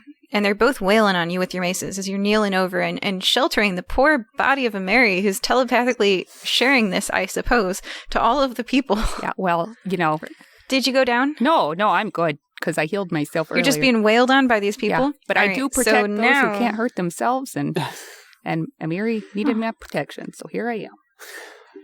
Aw, and as Moxie shields the body of a Mary from the blows of the maces, Raphael, Marisha, Leopold, and Bubba all run up, and I'm going to have them take out, we're a little short on time, so they take out the people who are wailing on you with maces. And now you can telepathically communicate with them. Braden and Samuel are unconscious. Me too. Yeah, I will. Kanae is unconscious. I will. If we're out of initiative, I will spend my last spell slot to heal. I was just gonna go Were Tiger on him. Kanae. Sorry, you were unconscious. What happened? Right, you're gonna get 6 points of healing, dear Kanae. Thank Kanae, you. you're back up. Your ears hurt I really almost bad. Had him. I feel like I almost had him. I'm gonna You did good, buddy. look at Raphael and be like, "Yep, there's there's everything they were trying to steal right there." Caught red-handed. Get these criminals, Raphael says to Marisha, Leopold, and Bubba, and All in starts a day's to work. move towards you, Emery. Oh, we're not the criminals. We were just here to stop this. Persuasion check. I once again start pointing to my holy symbol. Oh no! Can I assist and give her advantage? Sure. Yeah. Like, come on. Yeah, you're all telepathic Come right on, now, so I think Raphael. the advantage that you're going to give is a mental Yeah, image. Thank you, because that was a crit fail. I mean, we could just send him images of us talking to Barry. 11. Yeah, we arrested Barry. Barry's in jail. Now, we haven't recovered the platinum that Barry squirreled away, so we think you guys took it. 13 for persuasion. We were Okay. too busy trying to That doesn't infiltrate you to see how you were going to steal anything for I'm us gonna- to steal anything. Telepathically show him the image of what I saw when I rushed down here with these two. Yeah, we get it. You're running to your friends to help steal things from the tunnels. Moxie, I think you have to be the one. Oh no. All right. So I'm gonna very Okay. calmly I just rolled sit down. 18 on persuasion for the... We were too busy trying to infiltrate your group to steal anything else. They don't believe you because of the 13, unless there's some other evidence that can come to light of how you were not involved with Barry stealing the platinum prize money.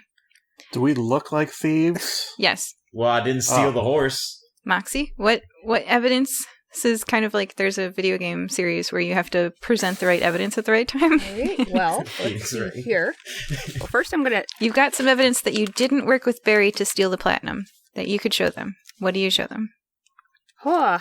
Well, let's see. What would I show them?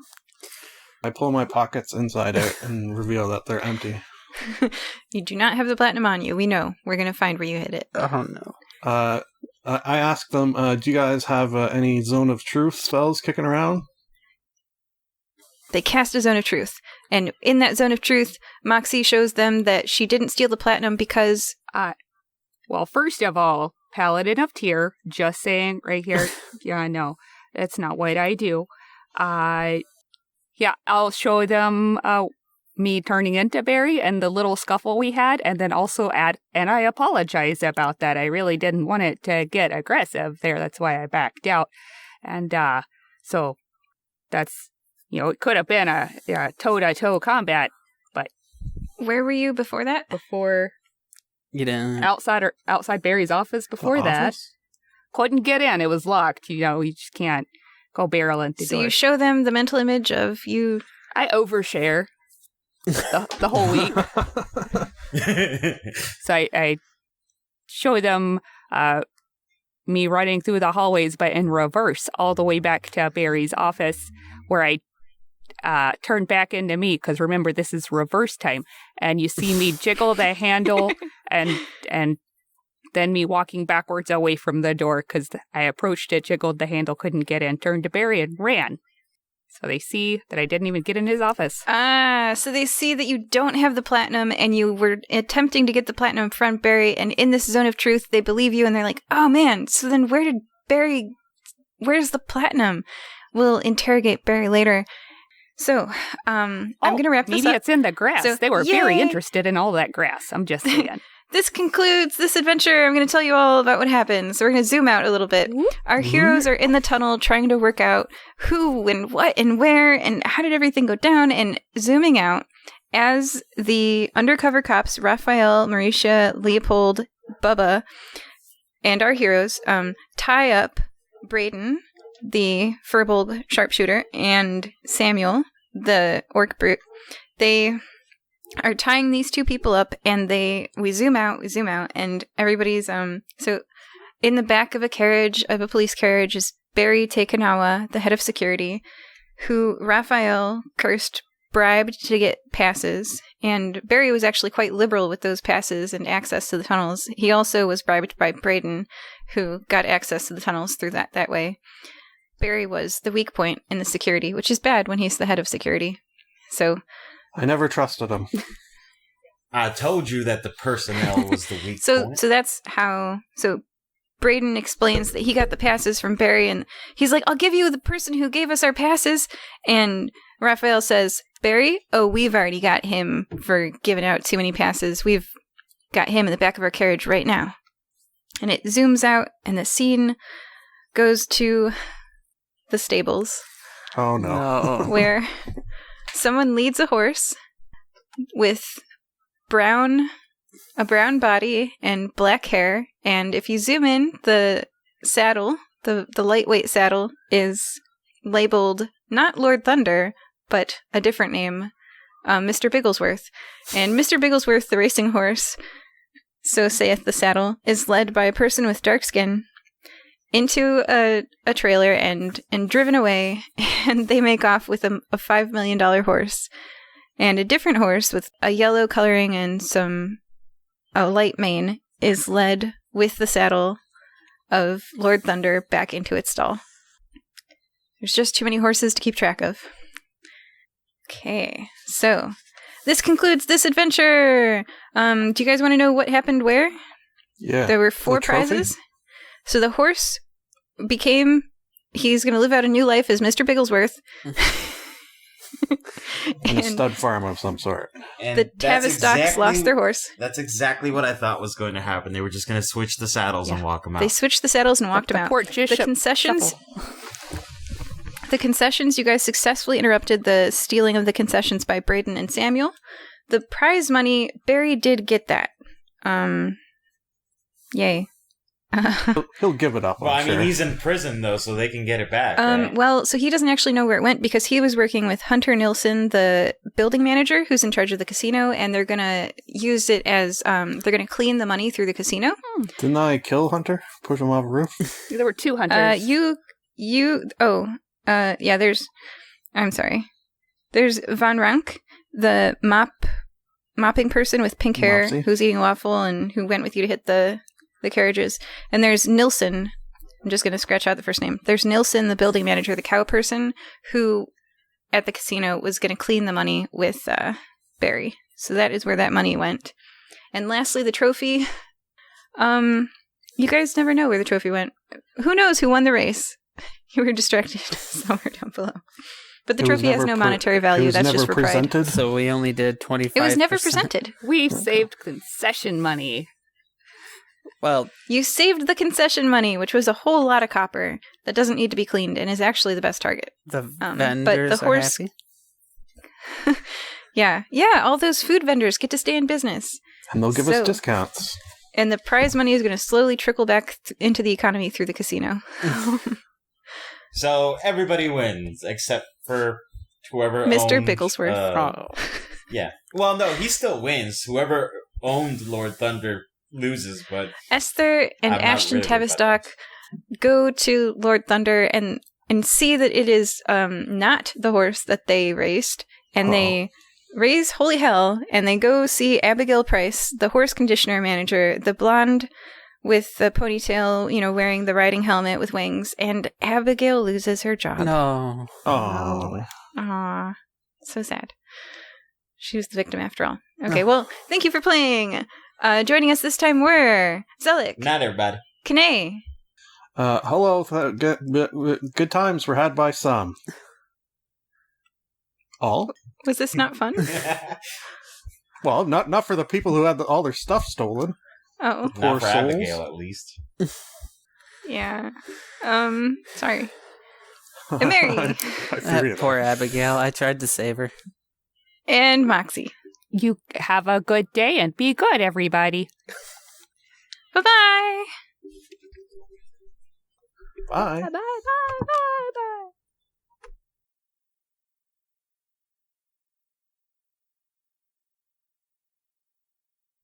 Hello, this is Canadian, and I'd just like to say that should you wish to see someone, for some reason, review, nonsensically I might add, all spells, monsters, and locations that exist within the Forgotten Realms, you can do so by going to a little website called YouTube and searching for the Alphabetical DM, as that is something that is possible. Oh boy. Bad at plugging. Thank you for listening to this episode of the Fire Breathing Kittens podcast. You can find more adventures on Amazon.com in the bookstore Fire Breathing Kittens, all one word, podcast. We also have official merchandise on Redbubble.com. Go to Redbubble.com and search for works from your favorite characters such as Frath, Amonist, Azreen, and more.